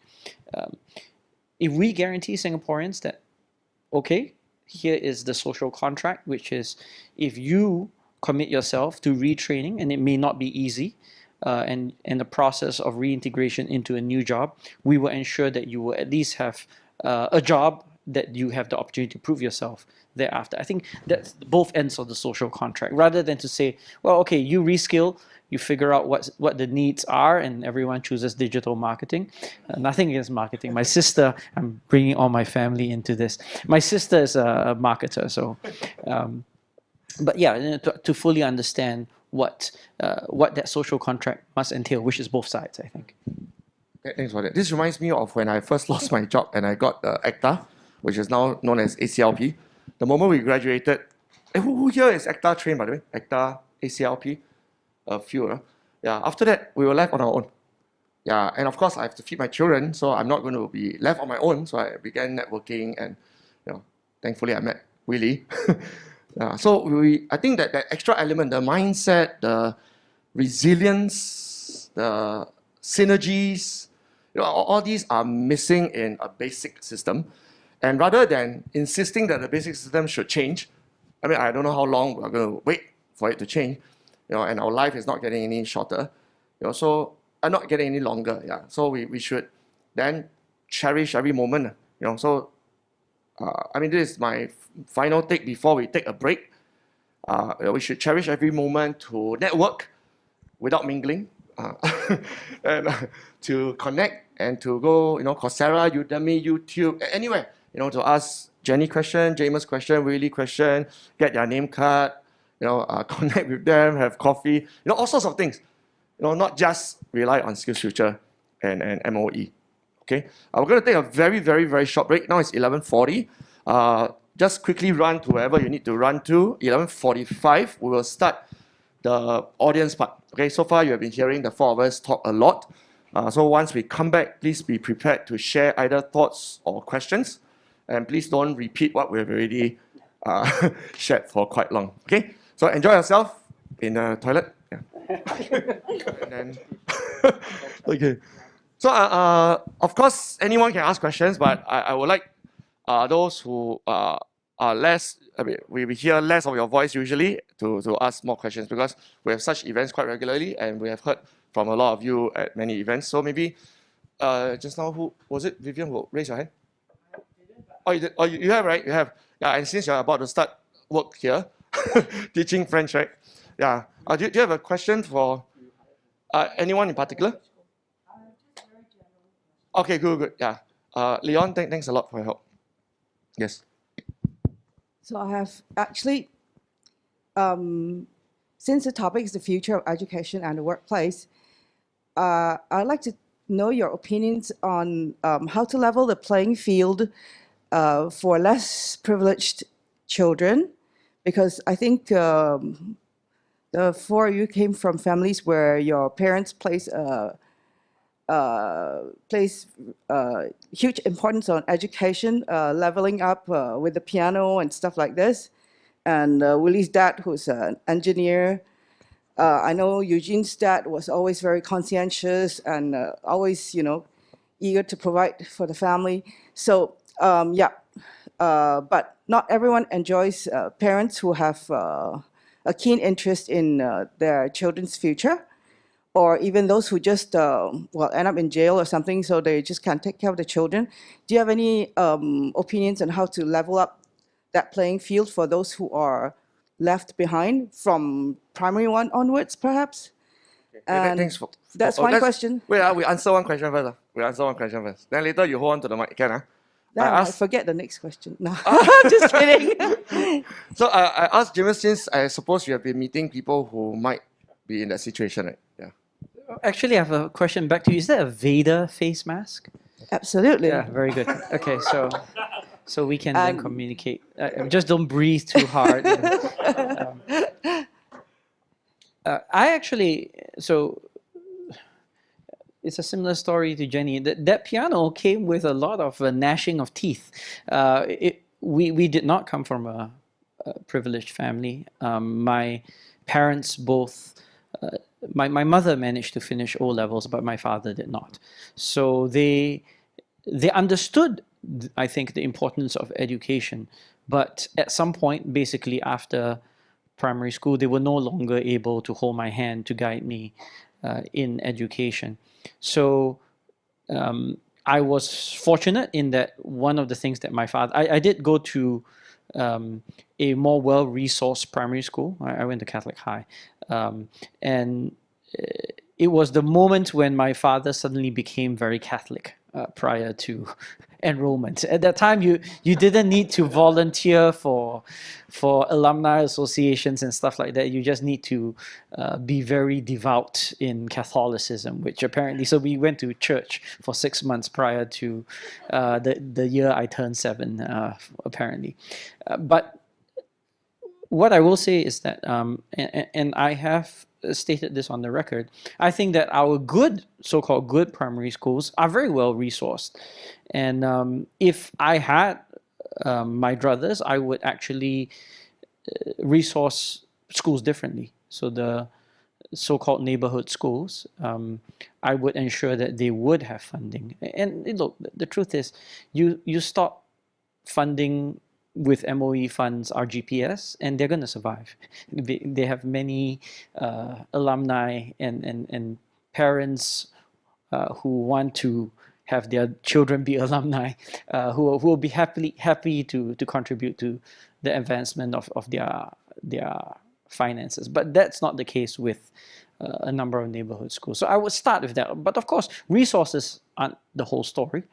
Resources will help, certainly, but I'm also on record for arguing for more limited class sizes. And I think that is another element of resourcing, but a slightly different one. And if we think that MOE cannot support sufficient small classes across the system, then have smaller classes in schools where we do know that they are disproportionately represented by the lower income students.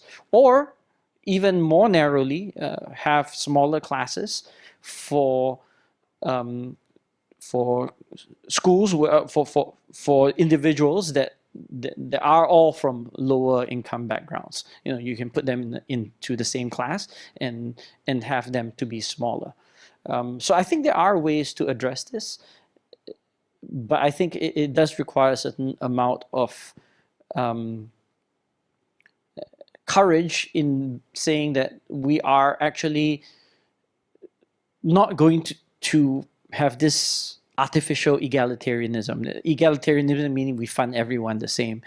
We give all the same resources to everyone. Because the truth is, when we do that, it is unequal. So we need to recognize the inequality that already exists and actively channel our policy efforts in a way to ameliorate the inequality, rather than pretend that everything is equal and then start from that basis.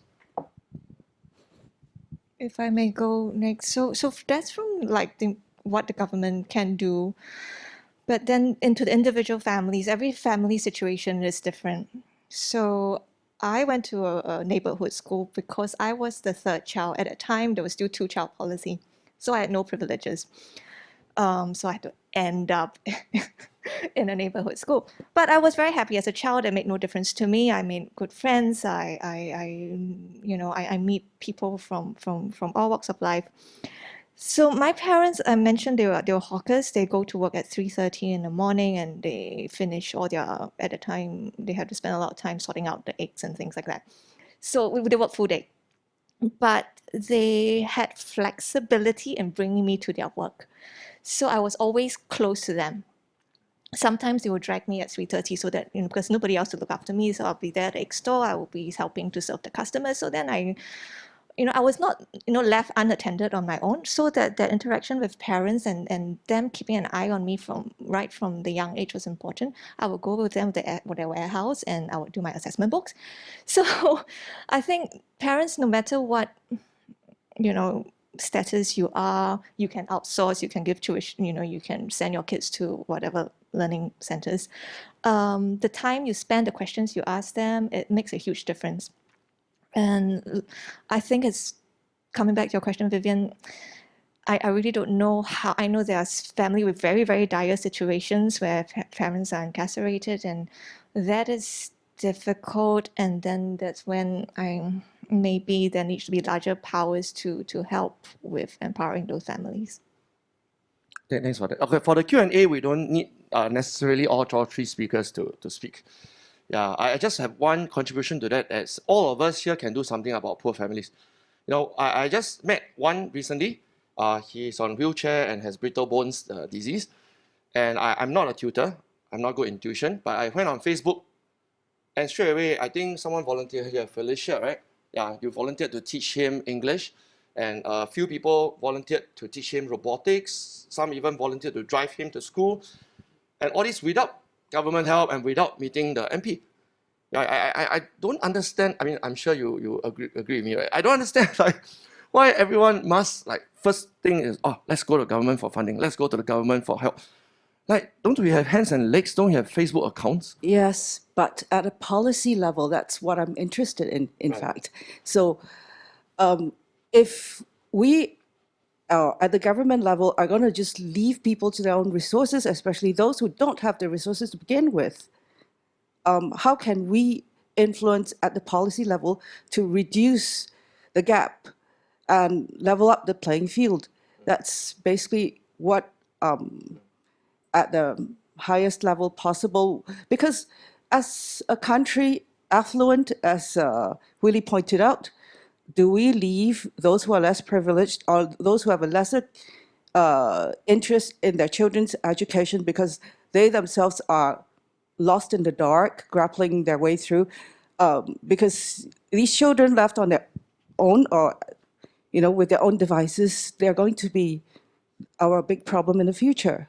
And as an educator, past and present, I'm very, very concerned that we should catch all these before they become a big issue.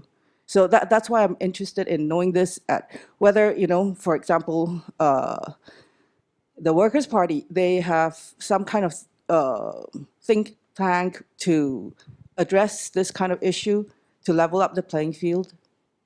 So I won't speak for the party. I'm here in my capacity as a professor of economics, but I will say that in terms of private effort, I think that's is certainly something we should encourage.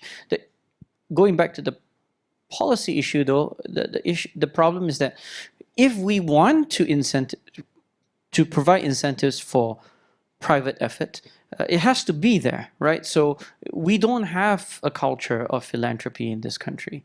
Part of the reason why we don't have the culture is that, of course, we are a young country, so we don't have as many, not that we now do have many, but historically we didn't have as many wealthy families with foundations and so on.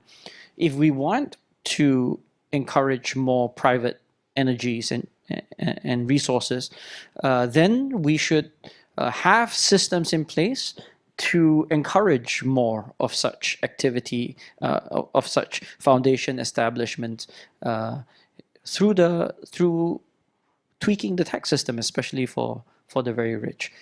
The alternative, of course, is that we say, well, we don't want it to be led and those decisions to be made for how wealth is distributed purely by private rich businessmen and women.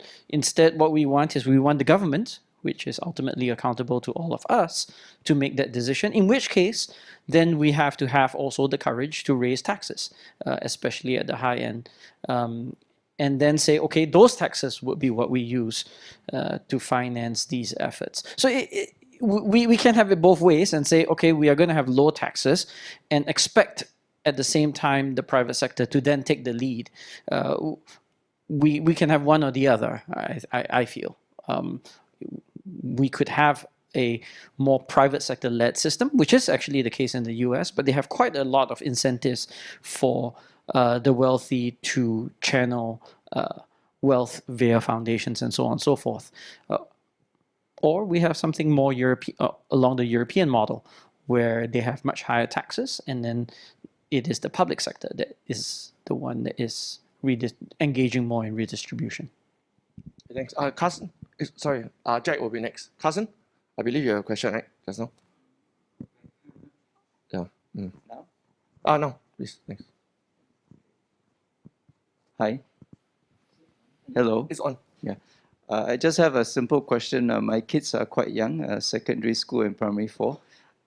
Since we're talking about future careers, what kind of careers would they be looking forward to? I mean, probably in 10 years' time. Jenny first. we don't know your kids. It's really, I mean, the world is so full of possibilities. There's so many different opportunities. It's in a state of flux right now as well. New jobs be created, new possibilities. So I cannot give you how many marks is this question? And you know, is it MCQ question? And so it's really what I could advocate as a parent is really to help them develop a passion. I mean, the school system, you know, you go to the science, the math, the geography, history, they'll be fine. But then what more can they do? What special other, you know, passion could you help develop them? Could you help encourage? And then from then they will develop their skills. Even if we now publish the top 10 career in 10 years' time, that's going to suddenly change. We are in a very volatile space. So by the time, okay, you put all your energy and effort and then you nail the top 3, what if something changes and then what you're going to do next? So more, you know, other surrounding skills that you can empower your children with, that would be my advice, rather than to narrowly define the top 10 career and then just singularly drive towards those. Thanks. I like that. Yeah. Does this answer your question? I could add to that, and that's just a general point, which is that I think that careers that we cannot even imagine are viable, and certainly my mother and father would not have thought that these are viable careers, are actually incredibly lucrative. So some examples, if you are a social media influencer, if you are good at that, you could earn far more than some doctors and lawyers at a very, very young age. Some people say that you play video games all day and you while away your time, but there are esports and video game testers who earn tens of thousands of dollars doing something that we cannot imagine can be a viable career. But the difference is that they excel in what they do, right? These are not just people who manage to play the game and complete it. These are people who keep getting higher and higher scores. So they are the ones that the companies, the programming, the video game programming companies want to hire to test the limits of their games. So I think there are entirely viable careers that we cannot possibly imagine. But I'll go back to the original point, which is whatever they do well and like to do all the time, get them to really develop that as something that they can potentially make into a career. And we might be surprised. The kids, I think, would discover that actually these are entirely viable career paths because they know more than we do about what's the next hot thing that other. And remember, that's what earning money is, right? So what Willy said is convincing other people that you are providing them something that they want. So video games is something that lots of people want. That's why it's such a viable career. Jack? Yeah. So just a few days ago, Tommy Cole has article about discrimination of Paralympics award that is $200,000 if you win a gold medal, whereas the able-bodied ones gets $1 million. And there's a form of discrimination here. But at the same time, the government is saying that we should not discriminate against people. And so I think that this discrimination behavior is a learned behavior that you learn as you grow up, and then you don't realize you're discriminating anymore, which is why it happens like that, right? Paralympics are less quality with champion than able-bodied, and that's a discrimination. So about 5 years ago, I brought in a program called Think Equal. And this is a kindergarten program that we could to start to change their mind and build their resilience when they are 4 years old or 5 years old at preschool, so that we can teach them empathy, teach them skin colors are not reasons for discriminating, or wealth, or religion or gender. Or the And- school that you go to. Huh? Or the school that you Or go you to. go, yeah. And so we tested it out in 20 kindergarten, and I sponsored this program. And all 20 principals and teachers of the kindergarten say there is a significant change in the way the kids express and care for each other, selection of words that are kinder and avoidance of harsh judgment. So things were going on well. Then we proposed this program to ECDA, Early Childhood Development Authority, and they got excited too.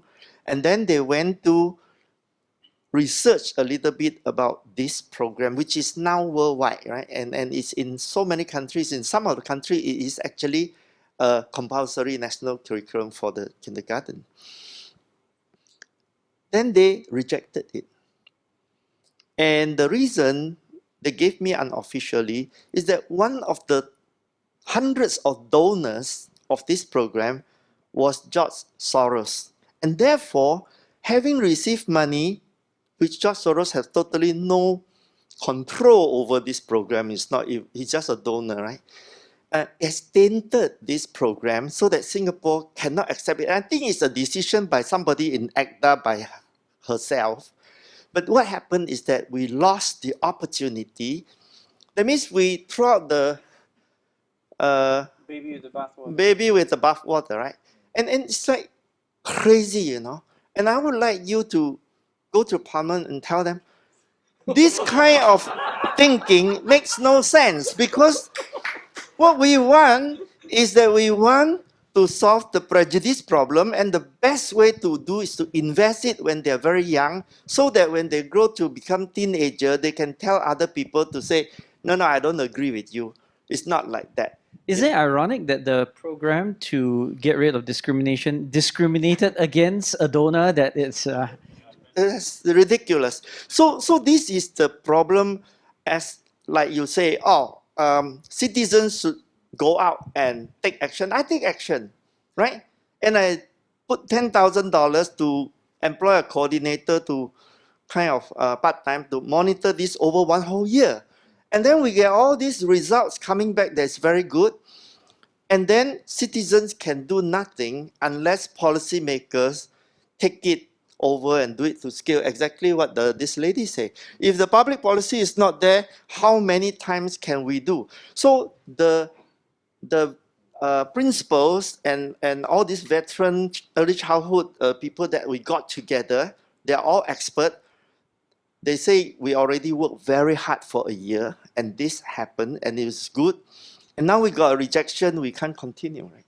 So this is where I believe that at top level, ministerial level, they probably don't even know that this happened.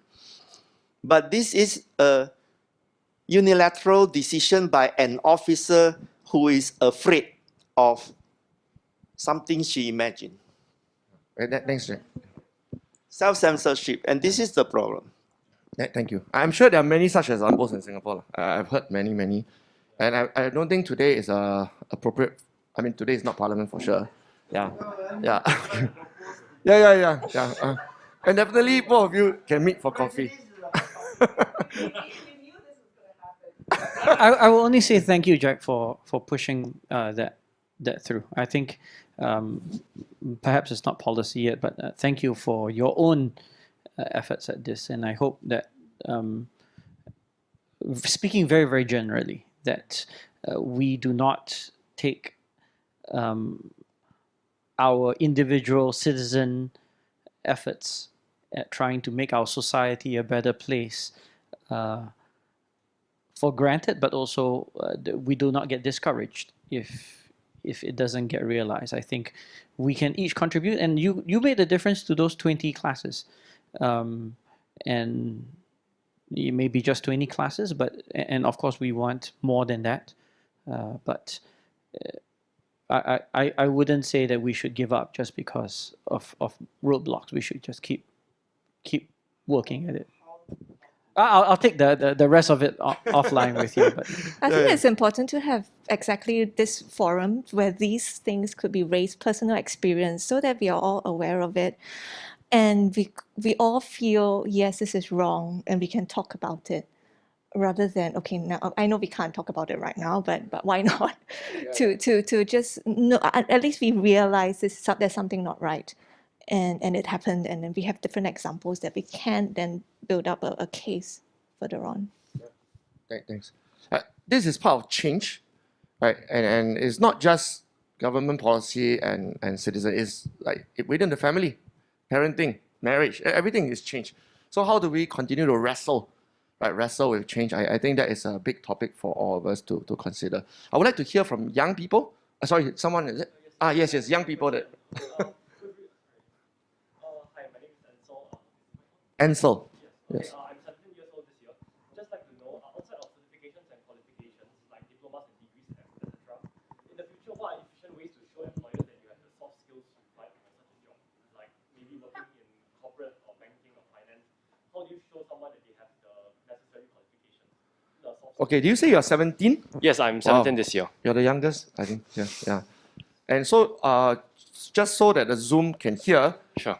Can you just repeat your question one more time? All right, sure. Yeah. Okay, so outside of certifications and qualifications like diplomas or degrees, etc., in the future, what are some efficient ways to prove that you have the soft skills required for employers to look for?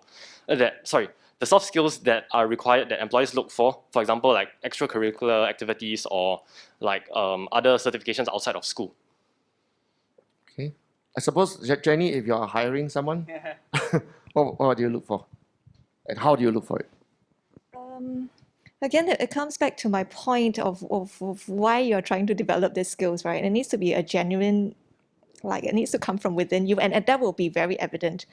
You can have a lot of people, when you write in your CV, you have the most polished CV. You got a straight A student, you went to a particular school, you have this degree.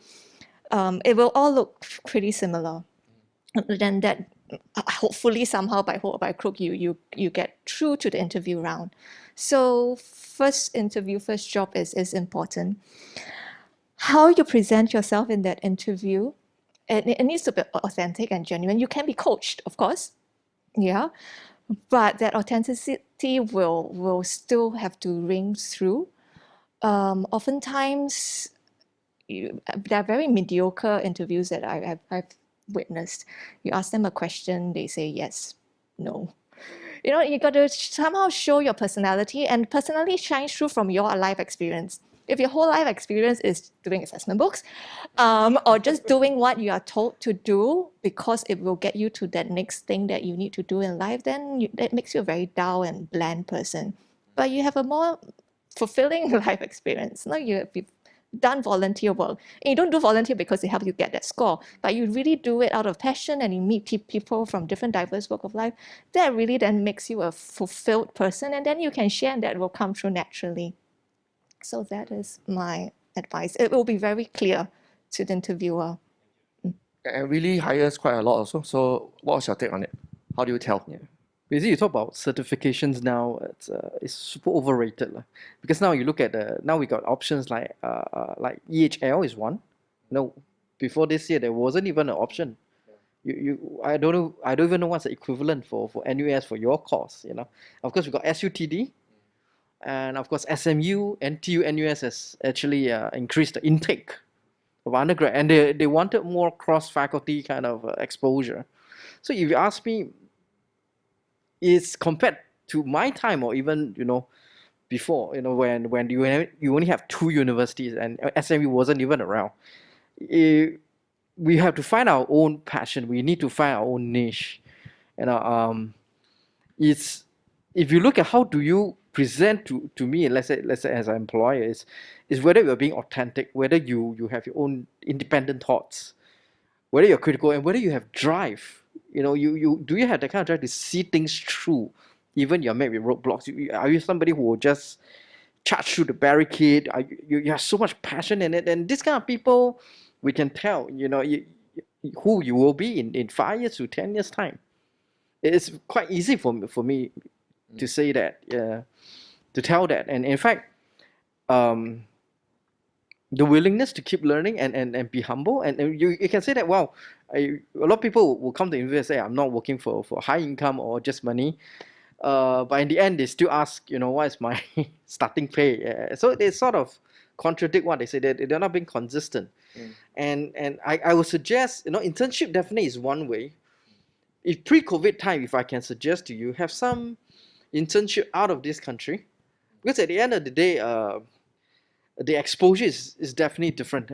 Because when we talk about diversity, actually what Singapore want, or big or MNCs, whether it's even government, they are looking at diversity in terms of me hiring. So I had a privilege to study, for a short while in a executive MBA program, and they really focus on diversity. They really focus on what are your blind spots, what are the various nuances of your perspective, because that matter count. All this count a lot, and if you're able, to show your employer, or even being your own boss, you're able to really differentiate all these fine shades of gray. I seriously think you're very employable. Yeah. Thanks for that. Let me just, for fairness, read out a question from Zoom. Okay. So far, thanks all the Zoom participants, we received about 7-8 questions and suggestions. And as a moderator, I have picked one. Okay. So there's someone who said that although there's a lot of exposition on the value of skills, experience, and so on, but if you look at job ads today, right, they are still saying very basic things like must have degree in blah, blah, blah, must have 5 to 7 years experience in blah, blah, blah. So it looks like there is a disconnect. And we're just wondering, this question is asking like, what can be done? Because if this connect continues to be there, then all these kind of forums where we discuss about the future is just a moot point, right? Yeah, because employers will continue to still look for all these things. What's your take on that? From Jamus first? Sure. I would just say this. I think that it's tempting to want to see all employers change their mindsets overnight. Of course, we cannot legislate that. And I think that process of shifting expectations, shifting mindsets for what is important, that is not just about paper qualifications or hard technical skills, but also soft skills, that will have to evolve as our society evolves. I think conversations like this will work toward us getting to a stage where employers will be more open. But more practically, if you are someone that you believe you have a set of soft skills, then bet on yourself. Go become an entrepreneur. Don't look for someone to give you a job. If you have those skills and you think that you are able to network, like panelists have all done, if you think you are able to take an idea and to make that, run with that, and make it happen and find funding for it, then you should bet on yourself, because you should have enough self-confidence that you can do it. Y Combinator, Paul Graham, he's the founder of Y Combinator, one of the more successful venture capital firms in Silicon Valley. He once said that the people that he sees, just like Jenny was saying, thousands of applicants for, and honestly, Y Combinator doesn't give much. I think they give 50,000 or 100,000. But he said that when the panel makes their selection, they don't select on the basis of school pedigree, because lots of them have amazing school pedigrees. They don't select on the basis of even the idea that is being brought to that to the panel, for, because lots of ideas, you watch Shark Tank, you see lots of ideas are very, very similar. But what distinguishes people is the founder. They look at the founder, how passionate that person is. And they may have a really bad idea, then they just channel them toward another idea. But the passion, the drive, the flexibility, and all these come through, and the willingness in that case to bet on themselves. So that's what I'll say. Thanks. I just want to draw a common theme that if you are very outward driven, that means you're always looking at other people, what they are looking for, the skills, what's the macro trend. I think we will end up very miserable in life. Yeah, that's my take on it. But if we are inward, inward flowing out, like if you want to learn piano because you love it, you learn piano. You don't go and look at the macro trends of pianists, how much they earn over the next 10 years, and then you end up probably not learning piano, right?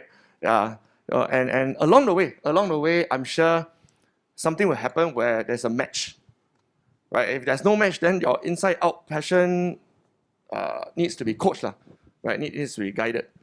Like for example, baker.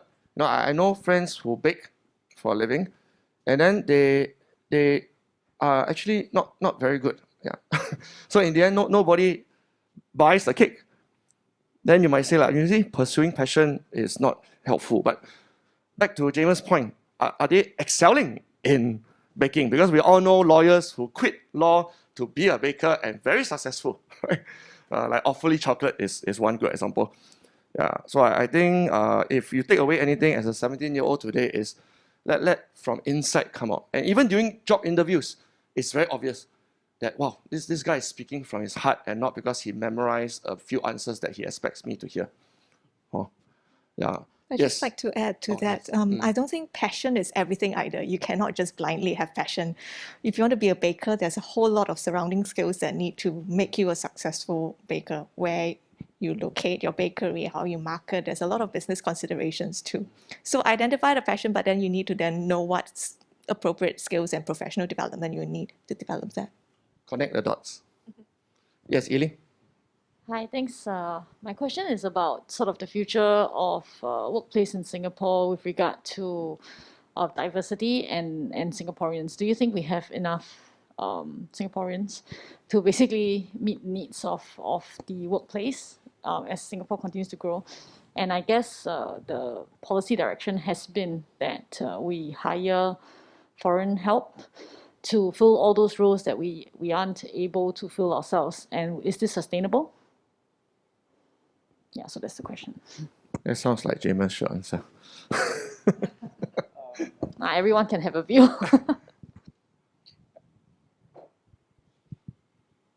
So I think the simple answer of, well, if we hire foreigners, they will take away our jobs, is a bit too simplistic. And the reason why it is too simplistic is because, of course, everyone knows that with each person we bring in, they generate their own set of demands.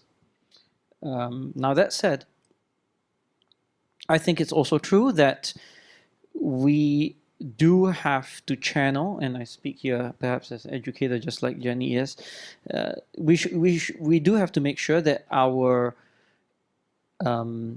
educational institutions, our universities and even all the way down to, as we were talking about, primary school and so on, are doing the job of training the people that we want to hire. So when we have individuals that have gone through our system, that have fulfilled what they perceive to be all that we have asked of them, all the elements, there is a social contract that has been constructed as a result. And when these individuals are then told that you don't have the skills that we need and we need to hire someone to fill it, then it's like, well, surely I have done what you have. I lived here all my life. You know what skills we need. Surely you would have trained me for those skills and channeled me in that regard. So I just speak specifically about IT because I think that's a hot button issue. And IT, for instance, we know that Singaporeans, at least at the moment, have not filled this gap in IT needs and skills. But yet, at the same time, we have known this for 15 years that we have an IT need.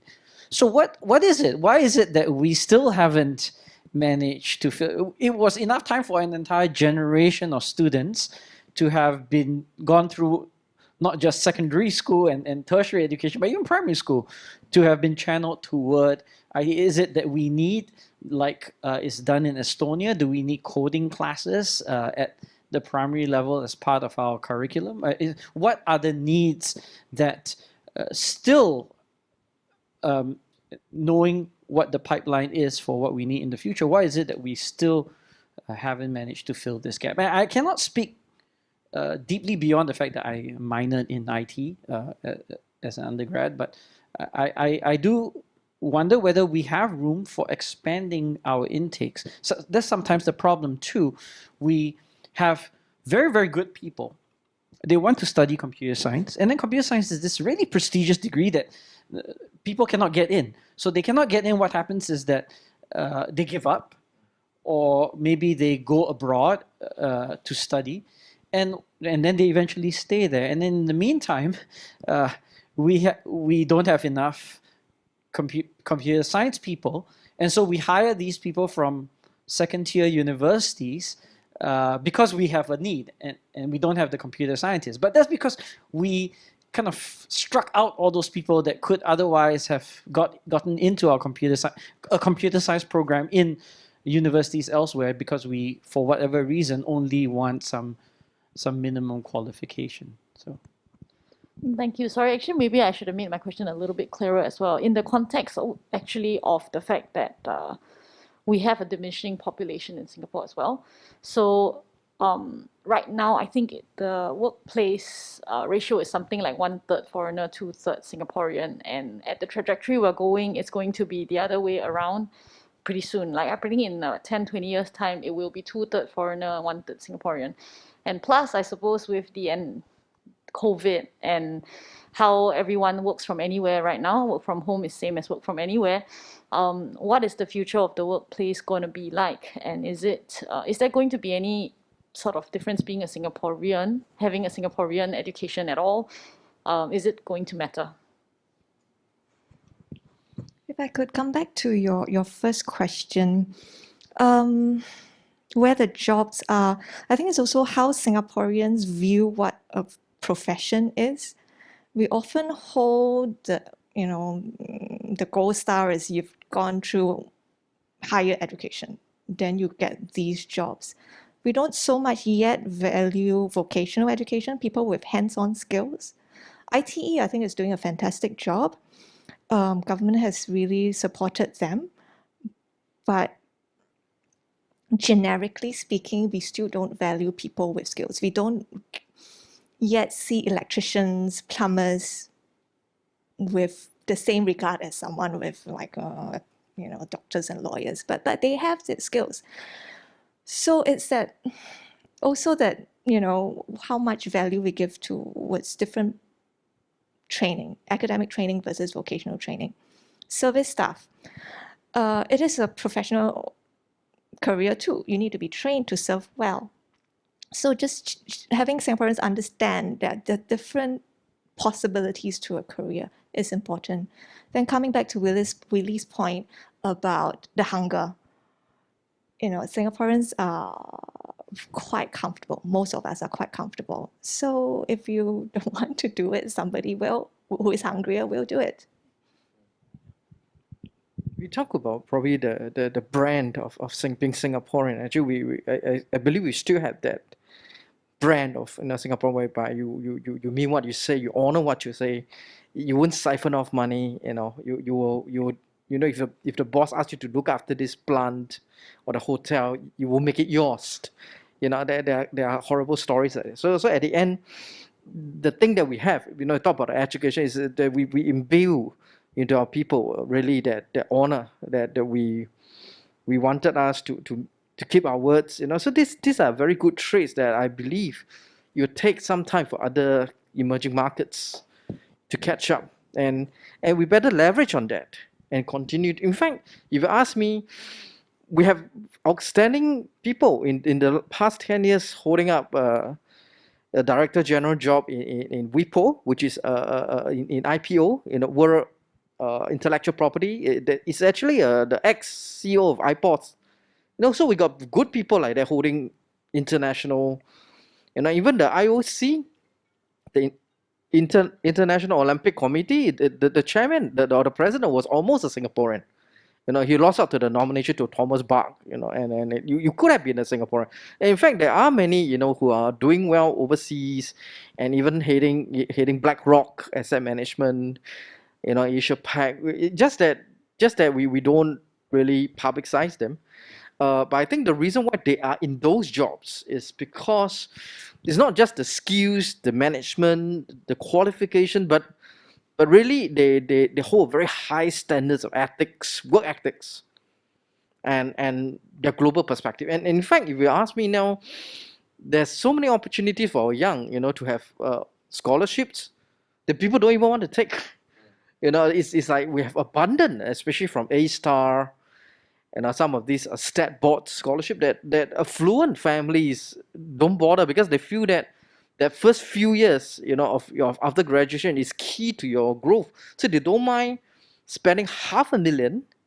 To me, that's a lot of money, and then they're willing to sell their house, borrow whatever it takes, skip their scholarship bond. I want, and in the end, I think we take for granted some of the things that we had, because even the A levels or the IB program, or even polytechnic is well recognized. In fact, I heard of a few people, from personally I know, from Singapore Poly, who is now doing a Columbia bachelor degree in econs and math.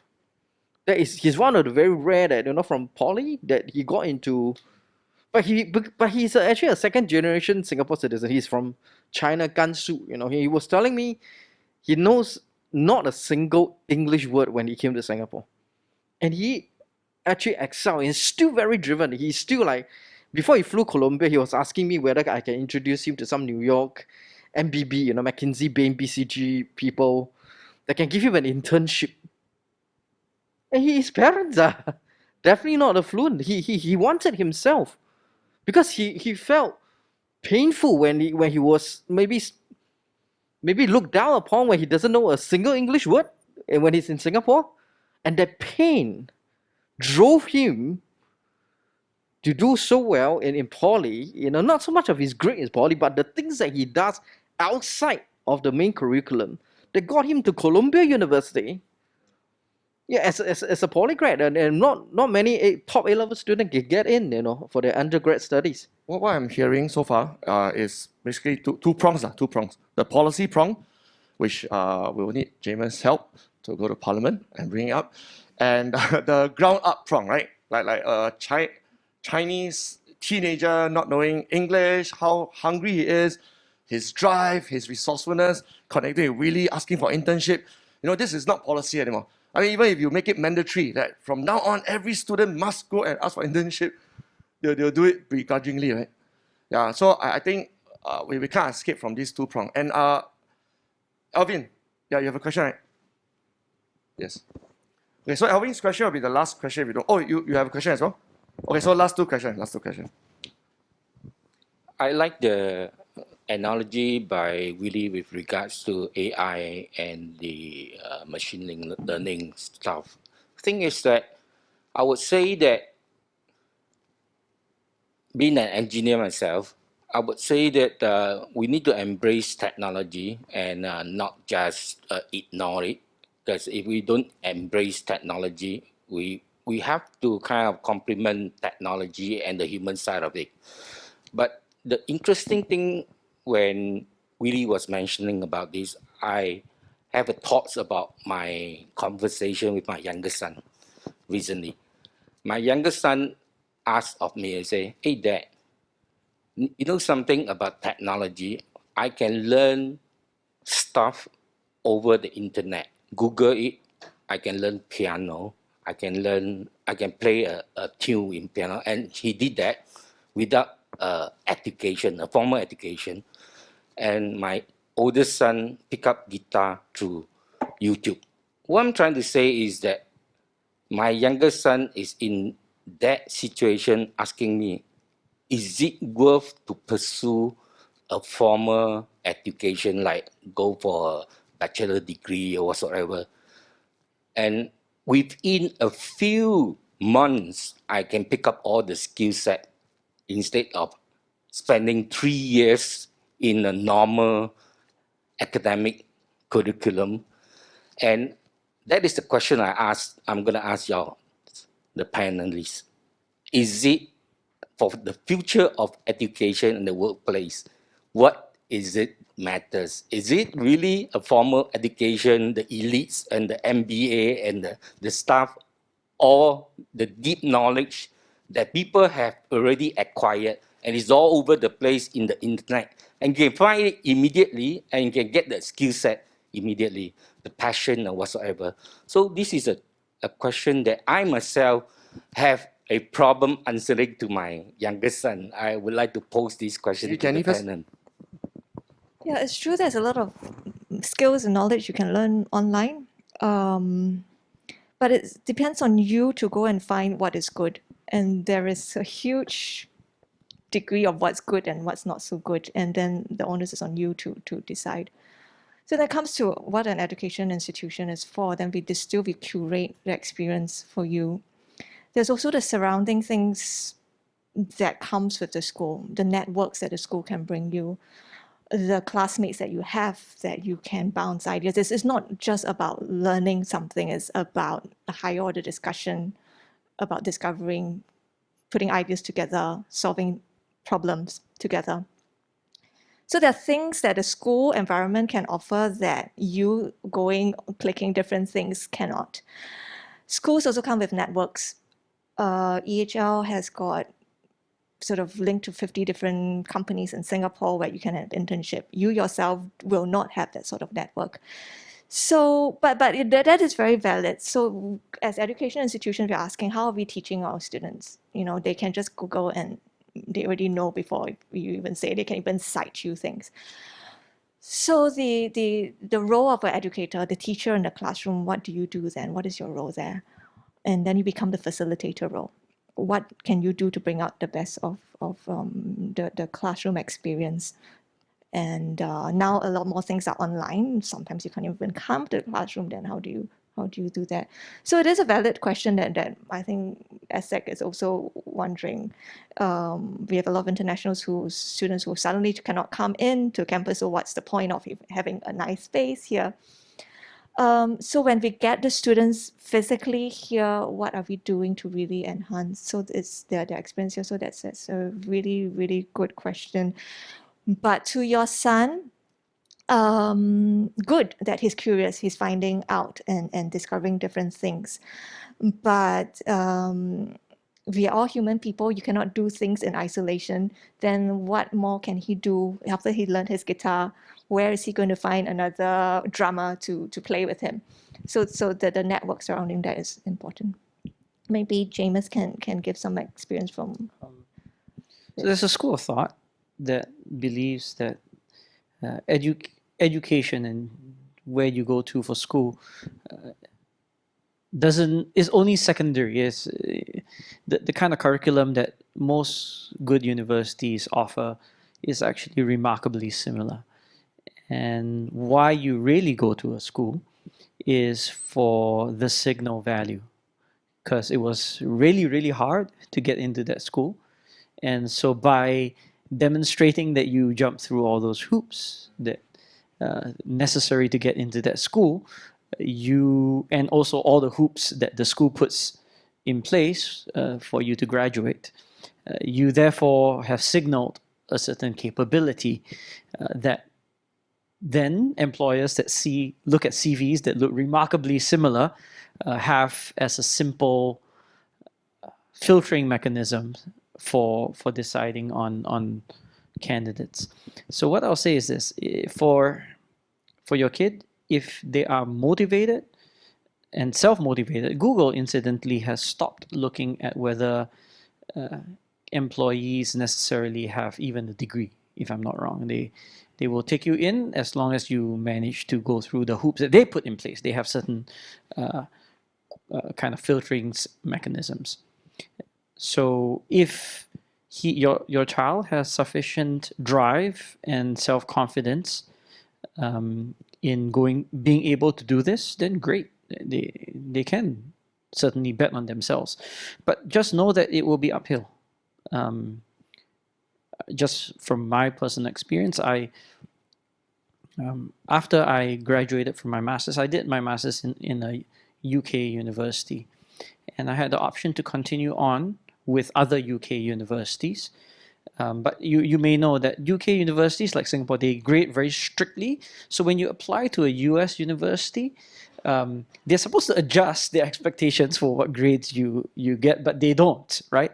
So what happened is I got pretty decent offers from UK universities, but I didn't want to keep staying in the UK. I really wanted to go to the US.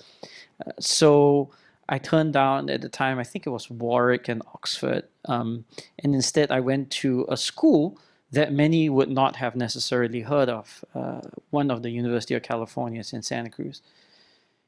And whenever I went competitively for something, let's say I would apply for summer schools when I was in graduate school, I was always in a room with people from degrees from Columbia and the Harvards and the Stanfords of the world. I had to have enough self-confidence to know that actually they aren't that different. I went a different route, but for someone who is doing a quick filter, they wouldn't know this, right? So you without that validation for good or ill that society uses in the form of a degree from some brand name university, you will still have to go uphill. So as long as you recognize that, and as long as you have enough confidence in yourself and a willingness to go against odds, then I would say it doesn't matter. Thank you. Very, very good answer. Last one, please. And from a very young guy, and I want to thank Arthur because he is a participant, but I grabbed him and asked him to take attendance. And he was standing there for, I think, half an hour. So I want to thank you for it. I'm Thank you, sure we're Arthur. allowed to clap during COVID as well. Okay. Thank you. Arthur, please give us the climax of today. Yeah, sure. So if I may, to actually offer 2 cents on the discussion, I would actually like to first start off sharing my story. So I used to be the biggest failure in the society, and in the midst of stigmatized. So I did badly for O-level. I did nursing in Ngee Ann. So I dropped out of it, and I did 2 years in IT, pursuing IT application development. So I was also rejected many times. Like, if I have to count, I think it's really a long list of rejection that I faced. And now I am actually I'm actually a year 1 student pursuing a diploma in cybersecurity and digital forensic as well in Ngee Ann Poly. So I was also appointed as a Google Developer Student Club lead by Google at Ngee Ann Poly recently. So as a lead, I have to commit myself bridging theory to practice for students on the campus through conducting workshops, speaker sessions, and many more in near future.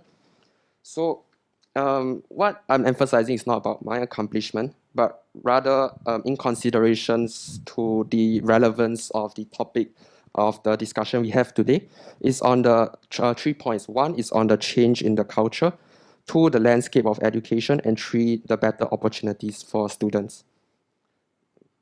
Sorry. So there's rarely been students starting a new CCA within a school. 4 reasons for it. 1 is ludicrous. B, school schedule is way too packed for us. C, because of the school policies. And D, the resources that are available. So yeah, I really feel like right now I'm like a worker party. Yeah, so opposition, and Ngee Ann Polytechnic feels like the PAP itself. Yeah, it is real. The school policies and the school politics is real. Yeah, so yeah, at the front line of it, I face a lot of bullets. Yeah.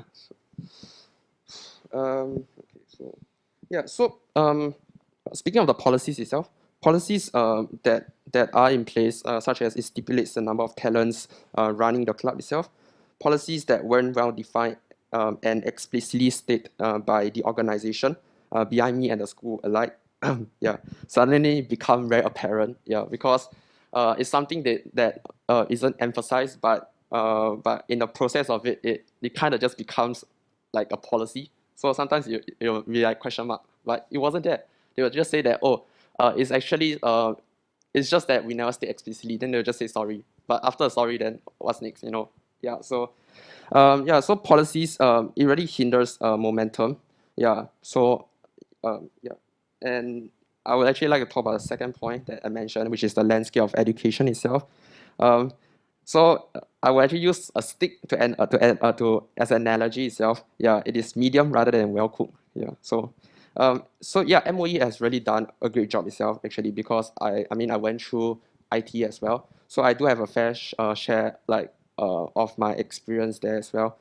So, but I believe that education should emphasize more towards the effort rather than the results of a student, despite the school he's from itself, be it a neighborhood school or be it IT itself. And second thing is, yes, speaking of the scholarships itself, I feel like the administrative of the school hasn't done a great job recognizing and incentivizing talents itself. Yeah, so instead of sitting on the desk, and running a program to sort us based on our results itself, why not do some fieldwork and reconnaissance some of the merit that we are working so hard for, yet not surfacing on your expected list in your program because you chose to filter us out based on grades. Yeah, so I did software development. So yeah, so actually you can filter out people based on that itself. So it's pretty sad, yeah, because you understand the process of it.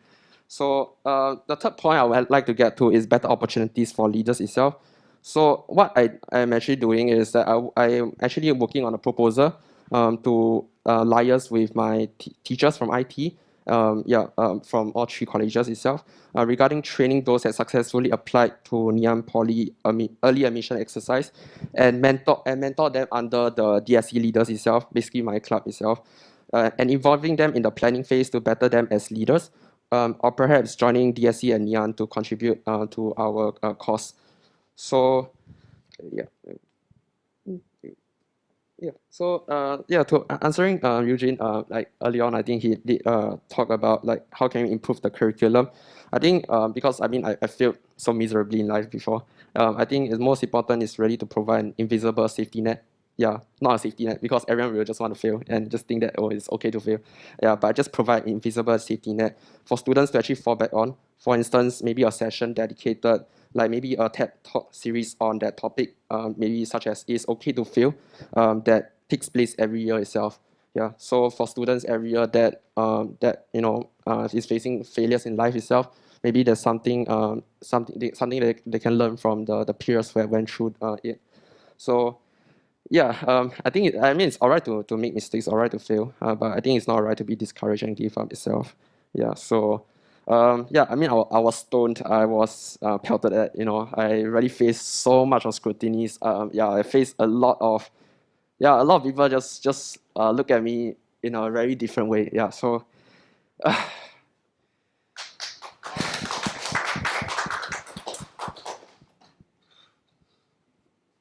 Hey, Thomas, offer him your love. Hey, Workers' Party is looking for someone, right? No? 21 years old. Yeah.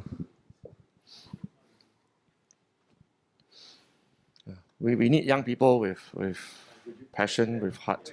Sorry? Oh, yeah. Sure. Yeah.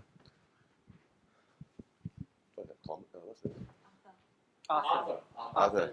Hey, Other. I have a friend, okay, he's a plumber. So one day another friend called me and said, hey, do you have a reliable plumber? I said, sure, you get this guy, okay? So he went over actually, and after looking at the situation of the toilet bowl, he said that it will cost you 120. Huh? 120? I go and see a medical doctor, also only $40. I tell you, my friend has such much pride, and he said that to him. If your medical doctor who has studied so many years and he can do the toilet bowl at $40, please ask him to do it. Okay? Now, actually, every one of us is born with a certain talents, right? We just have to have confidence and believing in yourself, right? So after you have it, okay, just now, I was observing you. You are very impressive, okay? You make that little effort, okay? The mindset to write down all those things, and then you have the courage to speak right in front of all of us. You know, myself, I'm a teacher. I'm very impressed, okay? It's just like in the Olympic, you've seen the Olympic, okay? These people who are in the Olympians, they got in there. They know they're not going to get first, second, or third, not the gold, not the bronze, not the... But it doesn't matter. When they get over there, what's the whole purpose? Is to do their best, their own personal best, and come back here, and they're proud of it.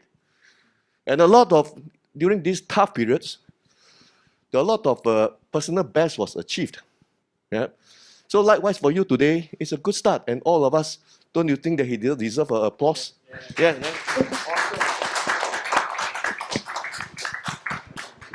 You may allow me, I just, yeah.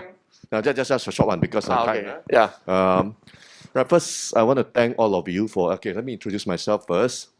Willy and Eugene. Yeah. Okay. Are my brothers in the SG1 Foundations. They call me the founder. Actually, they are the co-founders as well. Now, today was great to see all of you, our special guest speakers, and also all the participants. Yeah, it's so engaging, you know. And then during this time of the situation of COVID-19, all of you are still here. After you see that, it doesn't deter us. We're still here. Yeah, and just today, since our speakers are here, right? With due respect, actually, I would like to have asked really a lot of questions, but got time constraint. I rather to have it in private with you because my chairman is superb, you know. Each time I have questions, right, I get a free afternoon tea in a 5-star hotel. Please do so. I know all of you have a lot of questions. Willy, isn't it? Call you direct. I'm not sure about the other two speakers, okay? But it's definitely very encouraging, right? Okay, and actually, with due respect to all the speakers here, they move in the effort, including the moderators. Yeah, okay, like Eugene, he may not just be the moderator. He took this as volunteers, right? As an SG1 Foundation, and not only that, he organized this together with a few others, right? Yeah, he took the lead, right? And actually, our pledge say, right, regardless of race, religion, about add-on, with whoever that is here, actually they have, because of equality, should ask everyone a question, right?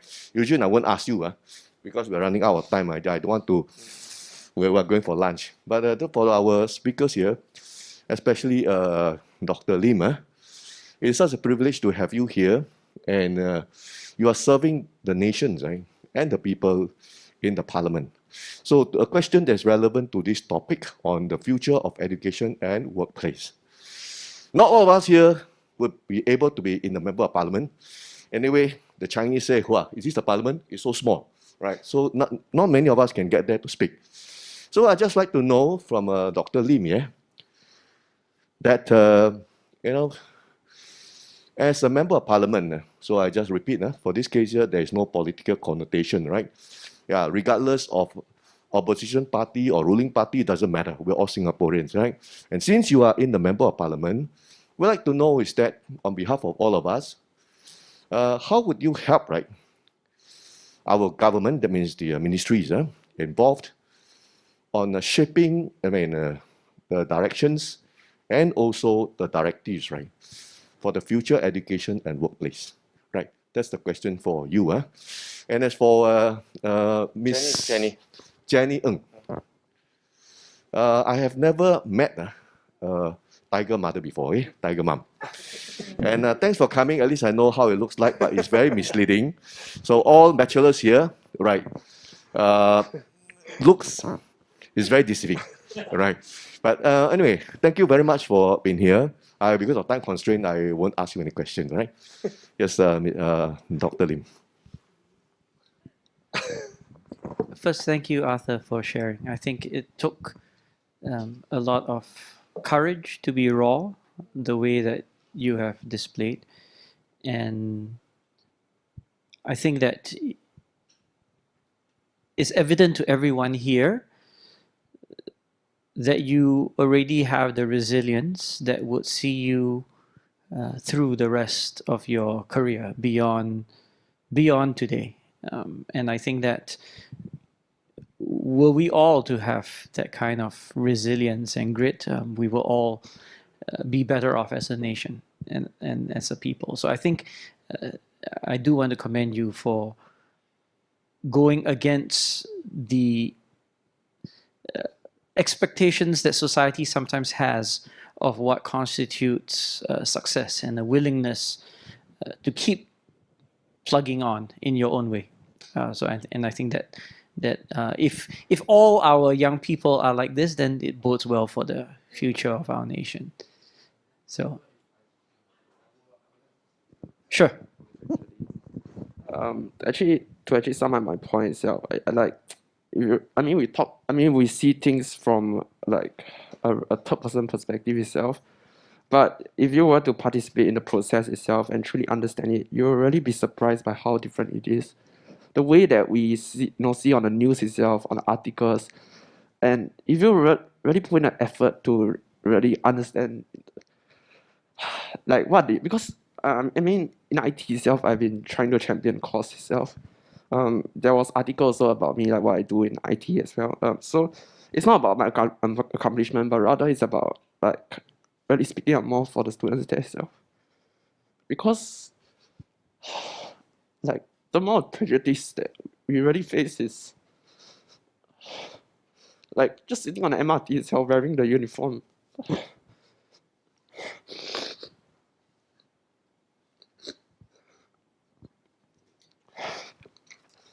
I'm sorry. So, Hey Arthur, if you don't mind, right, we'd like to invite you for a private dialogue. Yeah, because a few of us, we are always meeting young people, and we will do something concrete for you. I mean, we won't just listen and then move on. So we can always start something together. Okay, Yeah. so I was actually in awe like with what Mr. Jamus actually is doing, because I follow him very closely on Instagram. So like the field work that he does for the neighbors in Sengkang itself, I think it's something that's very, very admirable itself. I think it's something that I learned a lot and I try to apply in my day-to-day life itself.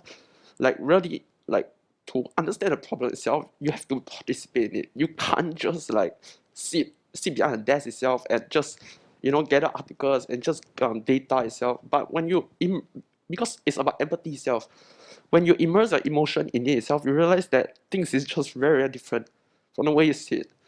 And I'm a first person perspective. I went through it, and I just want to share. Like, I'm sorry that I break down itself, but I just want to share more about my thing itself. That the norm is itself is real. It is very, very real itself, and I think I did ask around like in IT itself. I think many students, you can ask any of them itself. They give up the idea of pursuing the idea of basic level of success itself, because they are worried to be ridiculed. Like what I went through, and the huge roadblock put in place by the society. It is a really huge roadblock itself. Even the teachers within IT itself, they do discriminate our students as well, and and even despite how resilient you are, it still hurts, because they are your teachers. You look up to them in IT. They are the only source of they're only a source of comfort that we can see. And if they were to think that way itself, then it just gets even harder for IT students there. Yeah. So it's not about me. I'm not here to like it's not about what I do itself, but rather it's about the IT students as a whole itself. There are really many brilliant talents there. Yeah. So it's like take Gao Jun also. He was one of the 100 out of the 150 around the globe to achieve a certificate in like ethical. It's a certified ethical hacker master. He was actually featured on Straits Times for that as well. So there's really a lot of IT students that is very brilliant itself, and I really hope that the society can see us in a better way itself. Yeah, so the tunnel is very, very dark. Yeah, it's very, very dark self. But some of the better leaders, yeah, sure. Oh, I'm sorry. Mhm, I'm sorry. yep.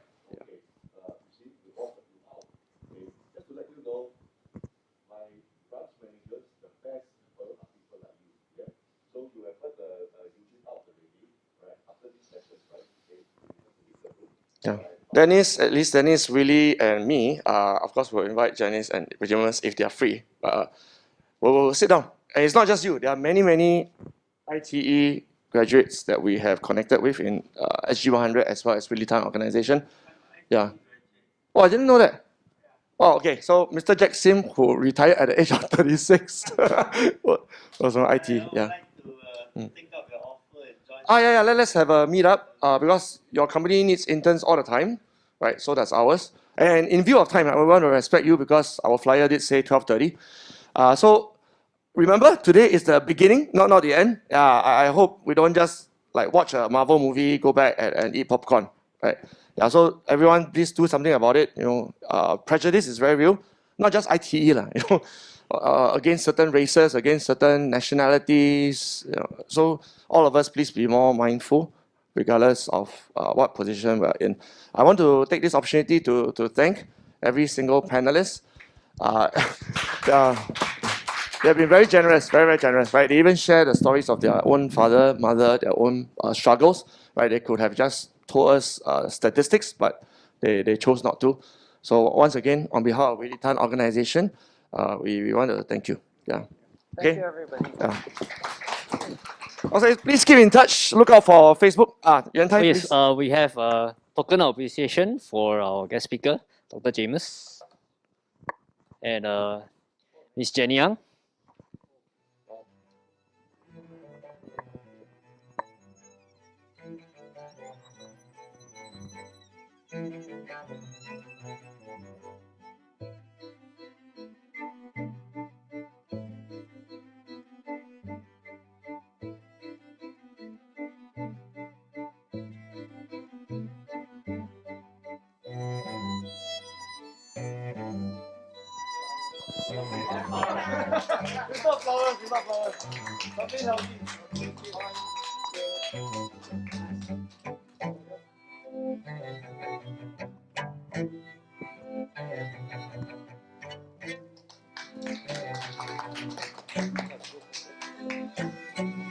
Okay, thank you very much. And for those on Zoom, thank you for your time as well, and hope that this has been a fruitful and enriching session for you. Thank you.